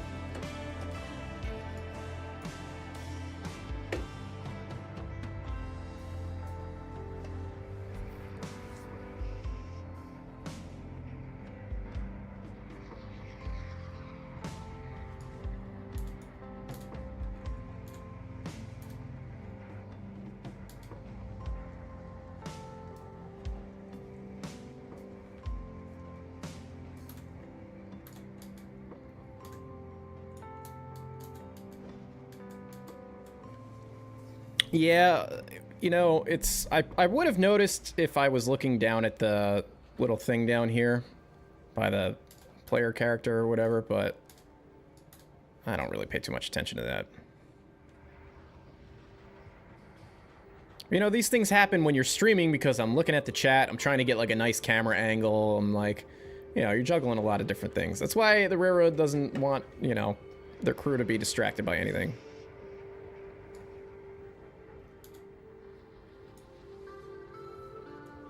Oh, well, we're clear anyway. Wait a minute. Are we? Or no, no, we're not. Oops. Almost clear.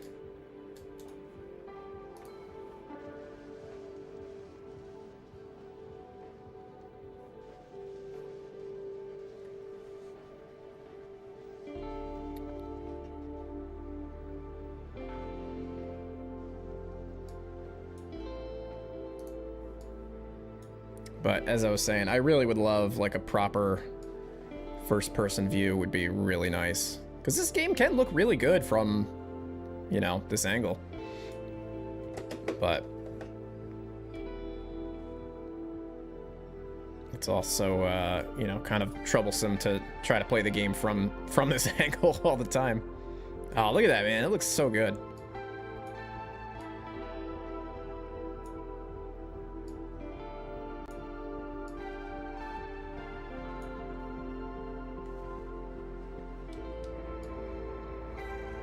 Yeah, we would have only just made it if we went down that pocket there. I gotta remember that. Any future routes planned? I mean, the next project that yeah, I mean, I guess I got some ideas. The next one I want to do will be the New York Cross Harbor. based at a Bush terminal in Brooklyn, New York, which also is what I'm modeling in N-scale. But I would like to be able to recreate it like, you know, 1-to-1 in the game. I think that would be really great. It would make, you know, for a really awesome switching layout or module or whatever you want to call it for the game. So I'd like to do that. I've got some ideas for the debev. I'd like to expand that a little bit, but that's going to be more of a long-term project than a short-term project.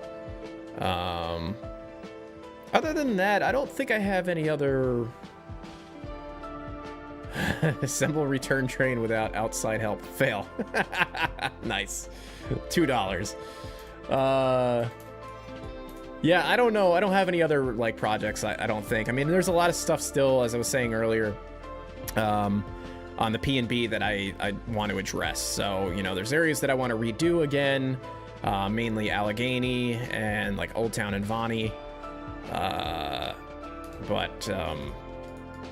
Yeah, I don't know. It's, you know, inspiration comes in weird forms and weird times. So, like I was just saying, I really like these more compact, like dense type builds. You know, so if I could find like more prototypes that are like that, like industrial things, I'd really like to do like a real heavy industrial something or another, like a big, I'd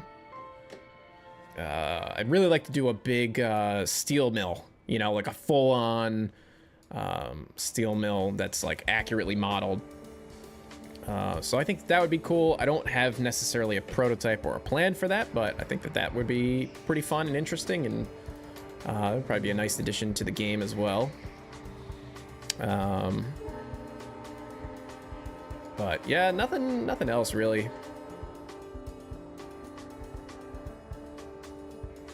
Everything takes way longer than I anticipate it taking, and I've learned that I am really bad at like getting way ahead of myself. And you know, I get really excited about a project that I think I want to do, and it ends up being way further off than I anticipate, or, you know, way bigger of a project than I anticipate, and I lose steam on it, or by the time I get around to it, I lose interest on it. So that's tough. What's going on, John Riso? The debev, yeah, that's definitely on the docket for planned things. But again, I don't have a timeline for that. I don't really have like a full solid plan for that. I have like some ideas, but I need to kind of flesh them out a little bit more. But yeah, that'll be definitely also a future project. But the thing also is, like, I want to do new things. I don't want to just keep going back and like revising work that I've already done. Like, that's okay, and I'm okay with doing that sort of thing, but it's not what I want to do. I have, you know, a problem with things being novel. I get bored with things, so I like to find new projects just so I don't get bored with doing the same thing over and over again. But, you know, and also it's good to have some variety in the trains community, like for you guys, you know, to have some different things to operate on, some different prototypes or different modules and things like that, and then you could piece them together or do whatever you want, you know. So yeah, I'm not sure.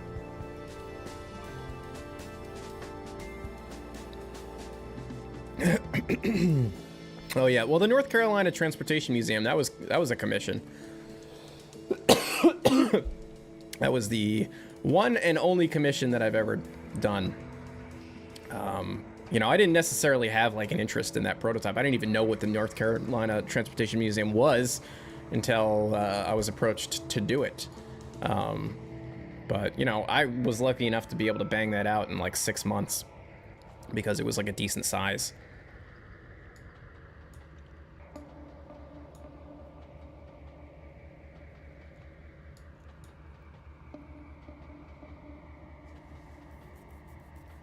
All right, we're gonna couple back up.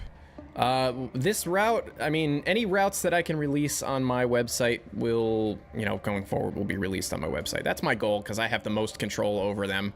You know, if I need to make an update or, you know, change the price or something like that, like, I have way more control over it. So I prefer to just keep it on my site. So the P&B is gonna be on my site. That is the plan.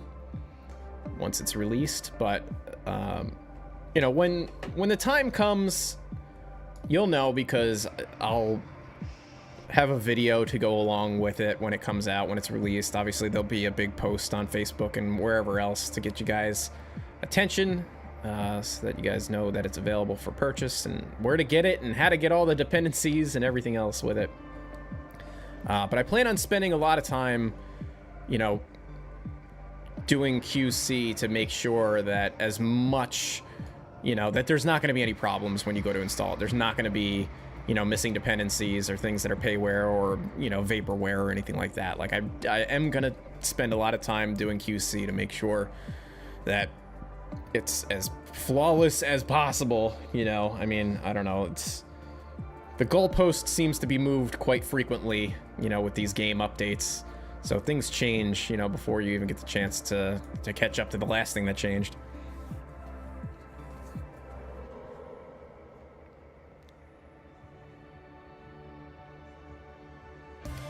The guy who makes track maps, what's his username? I don't know. I don't know who that is. Terry, I'm not sure.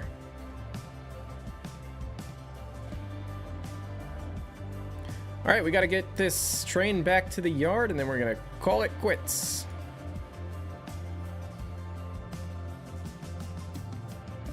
And we're probably going to have to go into the west yard, because the west yard is bigger than the east yard, and this is a monster train.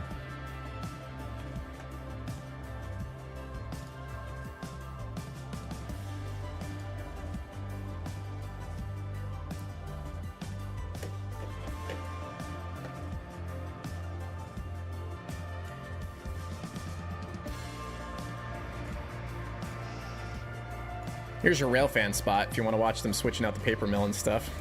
You know, come up on this bridge. Be a pretty good spot. Yeah, so I don't know.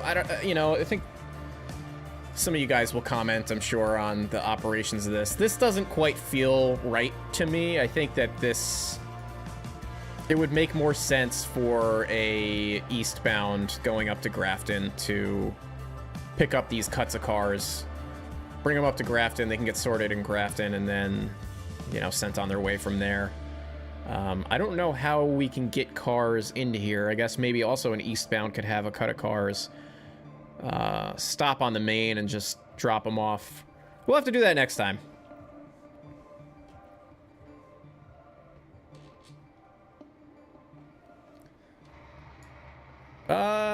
Terry, there's a couple people who make, I think you're talking about the DEMs, right? I mean, there's a couple people that make DEMs. You'll just have to kind of ask around. I don't want to like name drop anybody specific, because a lot of the people who make them, who have given me track maps, have done it for me like as a favor. So I don't know. I don't want to just be like, oh yeah, they'll do it for anybody. So yeah, I mean, I would just ask around a little bit. Do I plan on extending my N-scale layout? I can't. I mean, I would love to, but I'm literally just in this, you know, 11 by 20 office. Well, it's not even an office, it's a spare bedroom. So I don't have anywhere else to expand it. I am considering revising it, I guess. Like, I have sort of a more prototypical track plan that I drew up recently. And I do have a little bit more space. Like, I just rearranged my office, and I have maybe another 15 inches that I could take advantage of. So there's a chance I might tear up the N-scale layout and basically like rebuild it with better wiring and all of that with a revised track plan. But I can't really expand it anywhere. I don't have any space to do it. I would love to, but the reality is I am a millennial who can never afford a house. So I'm just pigeonholed into the space that I have.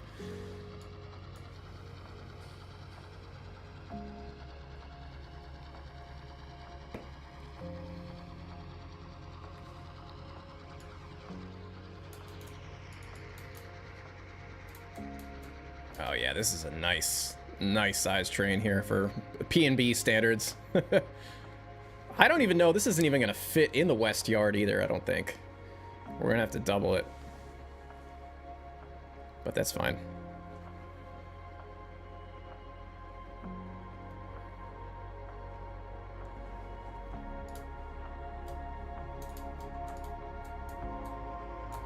I like this little country road through here too, it's pretty nice.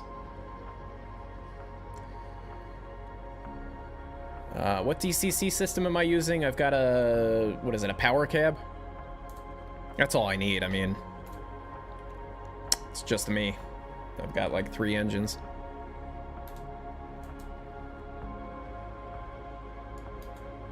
It works pretty good. I mean, I only have... I don't even know what the difference is really between all the DCC systems, but I was told that the power cab was the easiest to install and use, and so far it has been really easy. So I don't mind it. I do have an issue with my Pico Whitcomb. I was talking to some of the guys, the reps from Pico, about it, and they said that they had some issues with the DCC, the power cab and the DCC that's in that engine not cooperating properly, but it runs. It's just some issues with the sound don't really match up properly. Oh, you guys want the Discord link? Okay, sure, yeah. This is always my favorite part of the stream. Let's see, invite people, edit invite link. It's gonna expire after 1 day. Okay. Paste. Enter. Did that work? Yeah, there we go.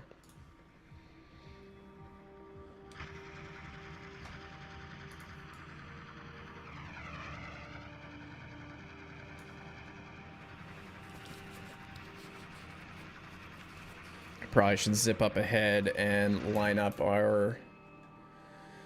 what we're gonna do here.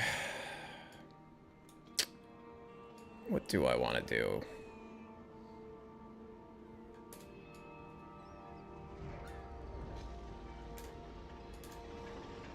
Yeah, we're definitely gonna have to double this train. I guess we'll come in onto this track, which is the one we left from.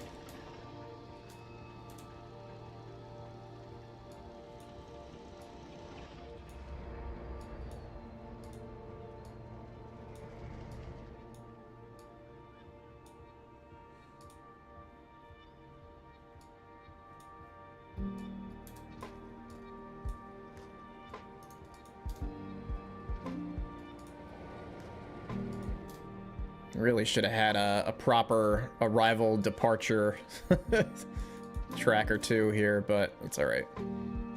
You know what? Maybe we could do that. We can. Gonna say we used like track 2, but nah, we'll just take them right into the yard and double it. Call it a day there.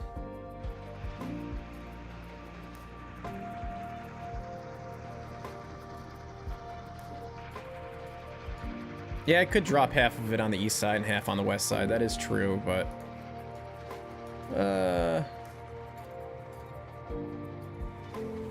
we'll see. I don't even know what the length of this train is. Can you get how do you get that information again? 994 meters. Okay. That's what, 1,800 feet or something? Or no. More than that. 2,000 feet?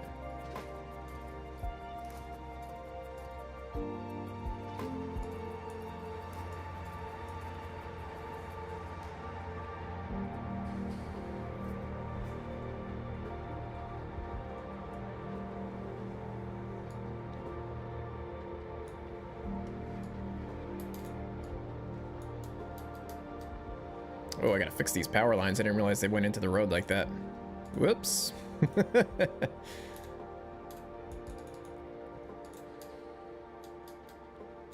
It's cool. It's a nice little angle.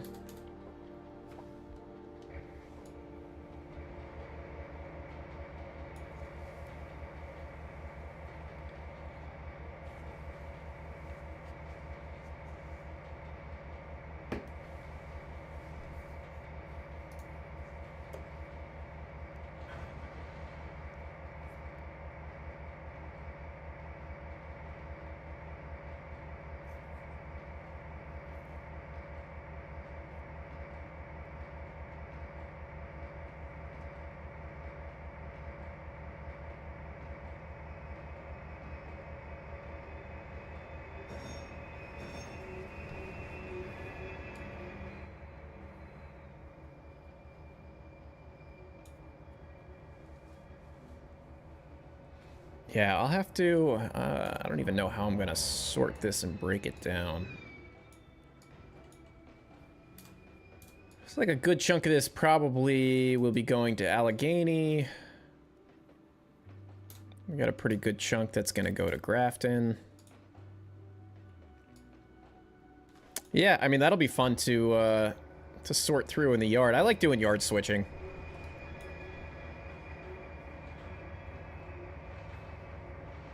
I got these engines parked here, so I gotta actually go through the yard ladder. Normally, you would probably just go up the bypass track there, so you're not banging through all those junctions, but whatever.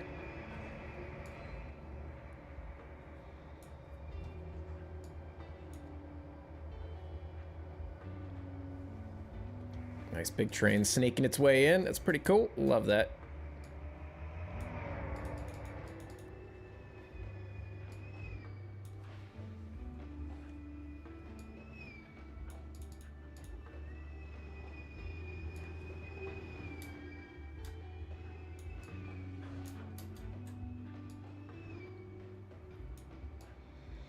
Sure, I missed a switch somewhere and something's gonna happen.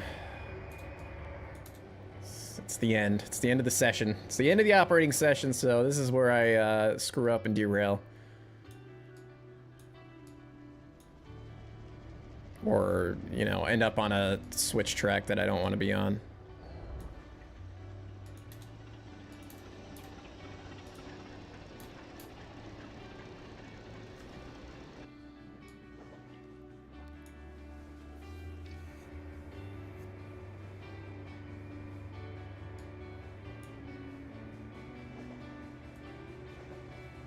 Ever hear from Bill M on this route? Yeah, he's here. He's in the chat. He's, oh, I don't know if he's still here. He was here earlier. He's, his username is, oh God, where is it? Trains Champion.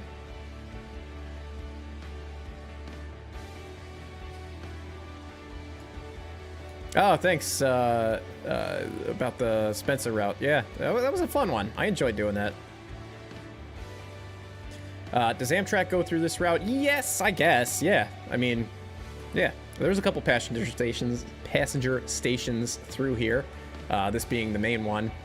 So yeah, we've got one in Grafton, one in Allegheny, and one at Juniata. So the idea is also to maybe have some kind of local passenger service eventually, but I haven't really thought that all the way through. But yeah, it's really more just to have something on the main line to create traffic, you know?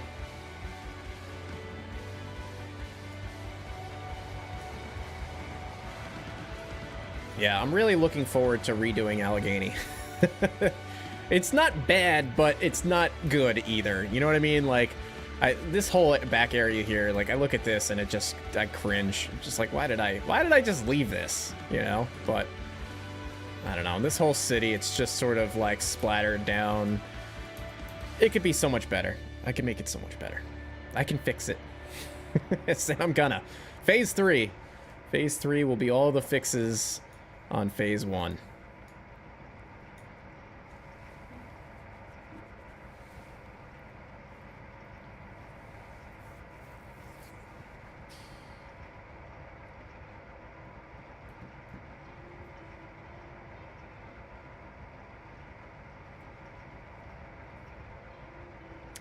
What's my strategy for making realistic routes? That's a really good question. You know, I don't really know. I try to look at it from different angles, and I think a lot about, like, shape and contour. And, you know, if I'm making a railroad map, right, the main focus, the main subject is the railroad, so obviously you want to kind of start there. But, you know, I come from an art background. I used to paint and do things like that, like, you know, painting on like a canvas and do stuff like that. So I don't want to say I'm trained, but I did go to school for like proper art, you know, fine art, I guess is really what the term is. So I guess I think a lot about that. I try to think about what the shape of it is going to be, how realistic, you know, certain track arrangements or road arrangements might be. Having Google Earth open always helps me too. But I don't know if I have like a strategy. Well, I guess, yeah. So my strategy would really be to start with the big broad brush strokes, essentially, get your track down and your infrastructure. And then, you know, I work my way to finer and finer details in an area, I think is probably the way to quantify what my strategy is. You know, try to get the shape of it all roughed in first, and then slowly begin to transition into, you know, a smaller and smaller area that you're working on and more focused, I guess would be the way to put it.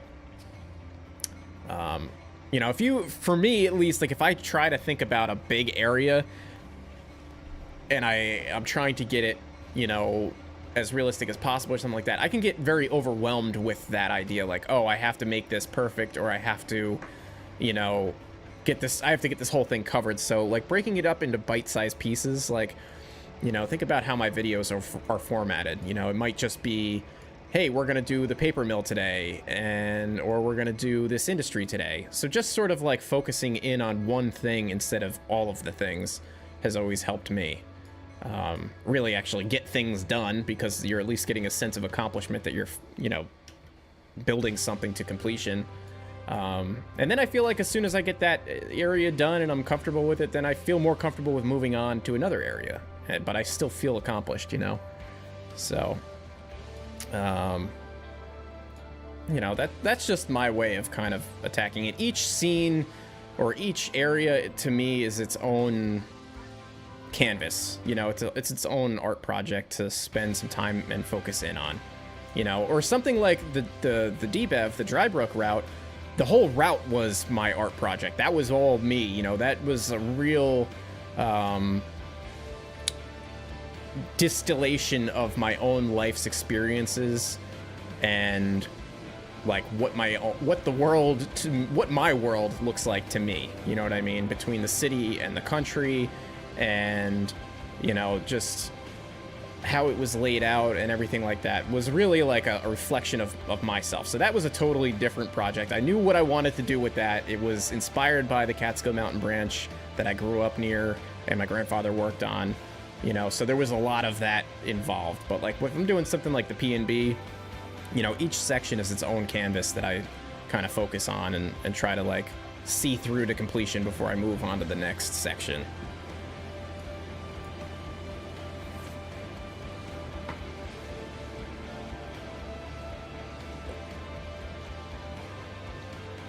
Yeah, big project. The bigger the project, the harder it is. That's why, like, you know, the Rochester build or the Main Central build basically failed because they were too big.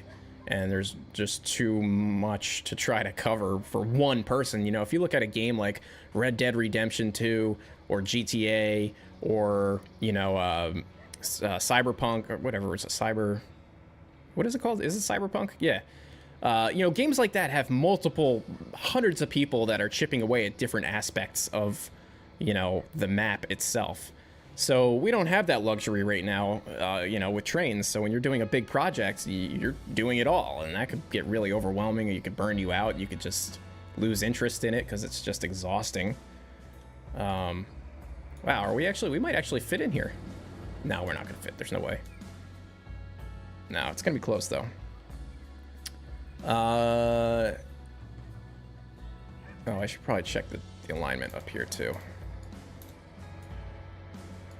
That's good. We'll do that.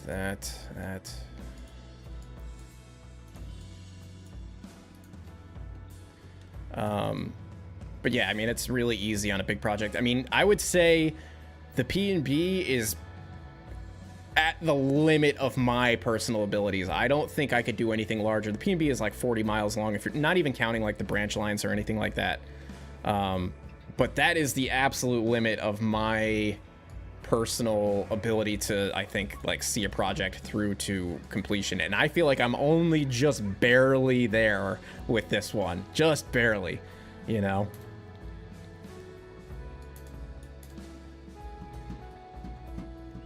Would I say my reskinning tutorial is still good, or does it need... I have no clue. I haven't watched it. I don't know. I don't even remember when I did it. Somebody else will have to answer that, because I have absolutely no... It's probably out of date. To answer your question, it's probably yes. It probably needs a refresher and it's out of date. But again, that's somebody else who probably does more reskinning and stuff like that would probably have a better idea how to what works and what doesn't. I actually haven't even really done a reskin of anything in a while. All right, let's cut this off at the tank cars here. And then we'll just park these on whatever another available track is. Maybe this one. Nope. The third to last one. I saw another question in there. Did I get the new coil cars from RR Mods? No, I did not. I don't pay for rolling stock. I just don't. I don't need anything like that. The free stuff is fine.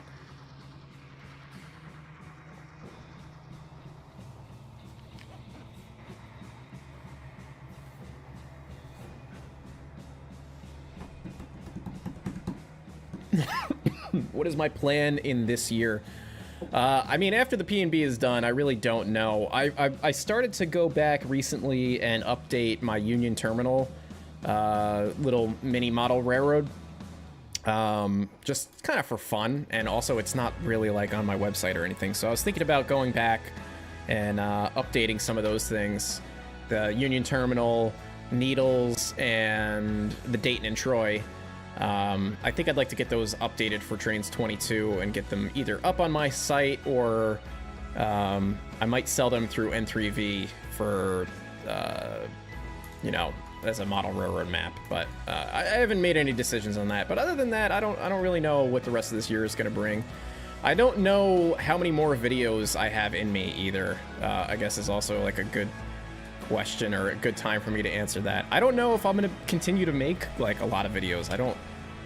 I'm exhausted, man. It's like it's a lot to do these builds and then make a video on top of it. So I think I'd like to live stream a little bit more because it's a little bit lower. I don't want to say low effort, but because it is still a lot of effort to do a live stream, but it's not as much effort as doing a video. But I don't know, the reward for a live stream isn't as good as the reward for doing a video, so I don't know.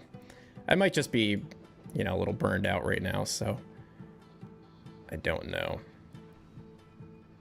But I want to do, like I said, the New York Cross Harbor route. I think that will be a video series. I don't know how I'm going to format it, though. I'm kind of considering maybe formatting it more as an update, rather like a series of updates rather than a continuous video series that's just like, okay, you know, we're gonna do this today, and if you strung all the videos together, like the P&B, you know, if you strung all the videos together, it'd be like, you know, watching the whole thing from beginning to end. I don't know that I'll do that with that, but the Cross Harbor route will probably be the next major project that I take on.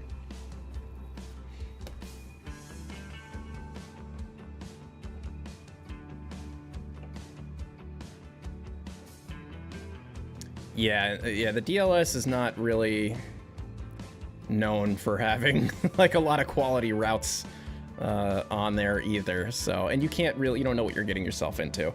I find like getting routes from a third-party website like my website or JR or, you know, there used to be CPS or whoever, you can at least see screenshots of it and at least you know that there's some integrity to the project. Whereas you go on the download station and there's a million different routes that are half completed, or their Trains Mobile routes, or, you know, the list goes on and on. They're not really great.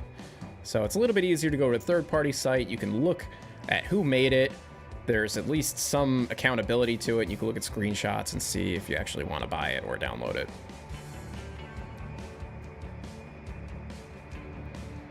But I mean, I also just prefer to have them on my site because I have more control. Like I said before, like I can decide, you know, oh, I want to make an update for it. I can just update the file, you know, and say, hey, here's an update. But, you know, stuff on JR's website, for example, like it's hard for me to push an update through because I have to go through, you know, them, you know, I have to go through another party to get stuff to happen. And they have their own QC process and stuff like that. You know, I'd like to just avoid all of that. It's just easier. All right, we're gonna park these here. We're gonna tie down the engines in the engine terminal, and then that's gonna be it. This is like a 3-hour live stream. This is crazy. So all that, man, so we built up a train, we took it east like 10 miles, we switched out like 2 industries and then came back, and that took 3 hours. So that's...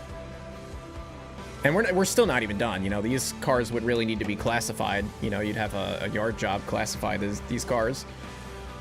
So, you know, there's still like work to do. That's awesome. That's what I love about this route. There's always stuff to do.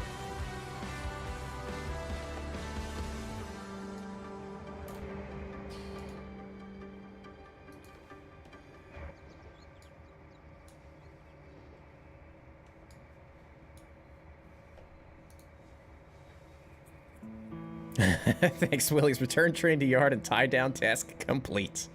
Yep. Let's see if I can get through this whole stream without derailing, then it'll be a Christmas miracle.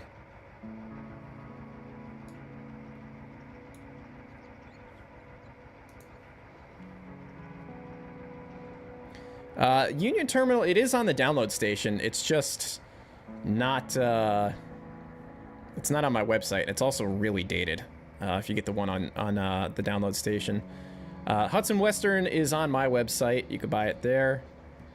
And, yeah. Hey, what up, Flame Rails, man? Thanks, dude. Yeah, I mean, the only routes that are on my website right now is Dayton and Troy. No, I'm sorry. Jeez, let me start over. The only routes that are available on my website at the moment is the North Carolina Transportation Museum, the Hudson and Western, and the WKS. Is that it? Yeah, I think I've only got the 3 routes there now. Union Terminal, Needles, and the Dayton and Troy are on the download station, but they are they're kind of dated at this point. You could download them, and you're probably going to be missing a bunch of dependencies and stuff because they were made in, I don't know, Tane or something. So you can get them, but it will be out of date, and you might be missing some assets. Trying to think of what else. Obviously, the original P&B Phase 1 can be found on JR's website, along with the Dry Brook. And what else have I done? I think that's it.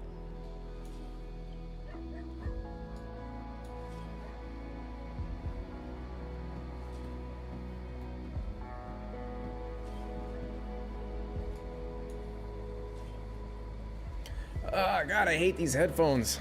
I hate wearing headphones. I don't know why I do this to myself.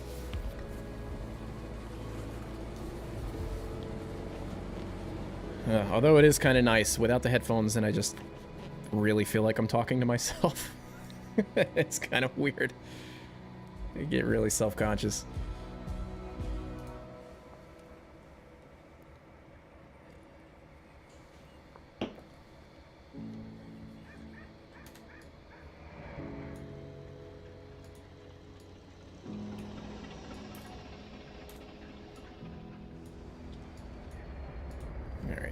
Probably good. Get the bell going. Blow the horn.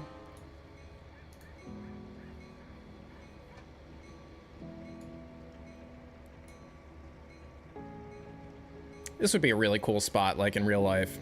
Like you could just like hang out over here and just rail fan everything. It would be so cool. See the stuff going on the main line. You got your switching in the yard. Got all the heritage units and stuff kicking around, or whatever, museum pieces.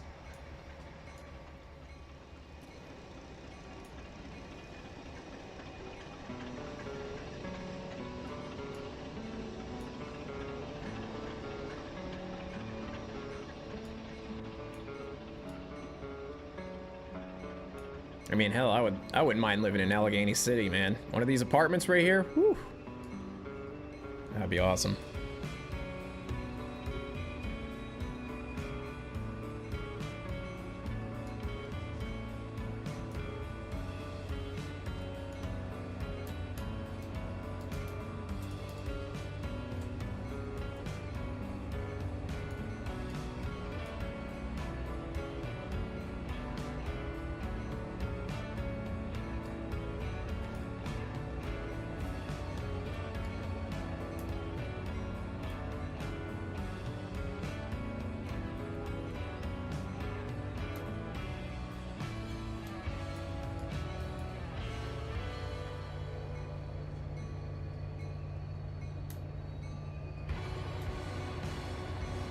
Yeah, 1990s rental costs. Yeah. $200 a month. Imagine. Have I decided on a price for the P&B? Yeah, people have been asking about that. I haven't landed on something definitive, but it'll probably be like 20 bucks.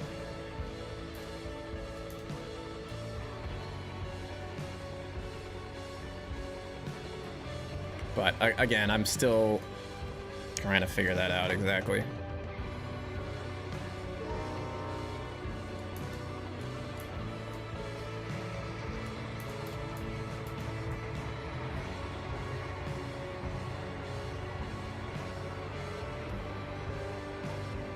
Yeah, like we were talking about frame rates earlier. I'm getting 23 frames right now. But it doesn't bother me. I mean, it looks fine. I don't need like, it's not jittery, you know, but I don't need like buttery smooth whatever. It's not like a first person shooter. Looks good to me. All right, I think with that is gonna do it for this stream. We did it. I did it. Streamed for 3 hours. It didn't derail anything. Woo! All right, sweet. All right, guys. Well, I hope you enjoyed that. I think I answered some of my own questions here in terms of like operating the paper mill and switching out the paper mill and that sort of thing. So, yeah, that makes sense. I guess now, you know, I'm always talking about doing more live streams where we operate. If you guys, you know, enjoyed this and this was fun, you know, I'll try to do some more of these. We got plenty of stuff to run here. We've got a whole yard. The yard is filling up now. We've got to do some switching around. So, and I don't even have all the industries online yet. So there's still a ton of stuff that, a ton of freight cars that need to be sort of populated and seated around. So there's still a lot of work to be done here. But anyway, guys, I hope you enjoyed it. I had a lot of fun today. It was a great way to spend a rainy Saturday afternoon. Thanks for hanging out, and I hope you guys are pumped for the P&B. We'll be back with some more pretty soon. Enjoy the rest of your weekend, guys. Thanks for hanging out. I'll see you next time.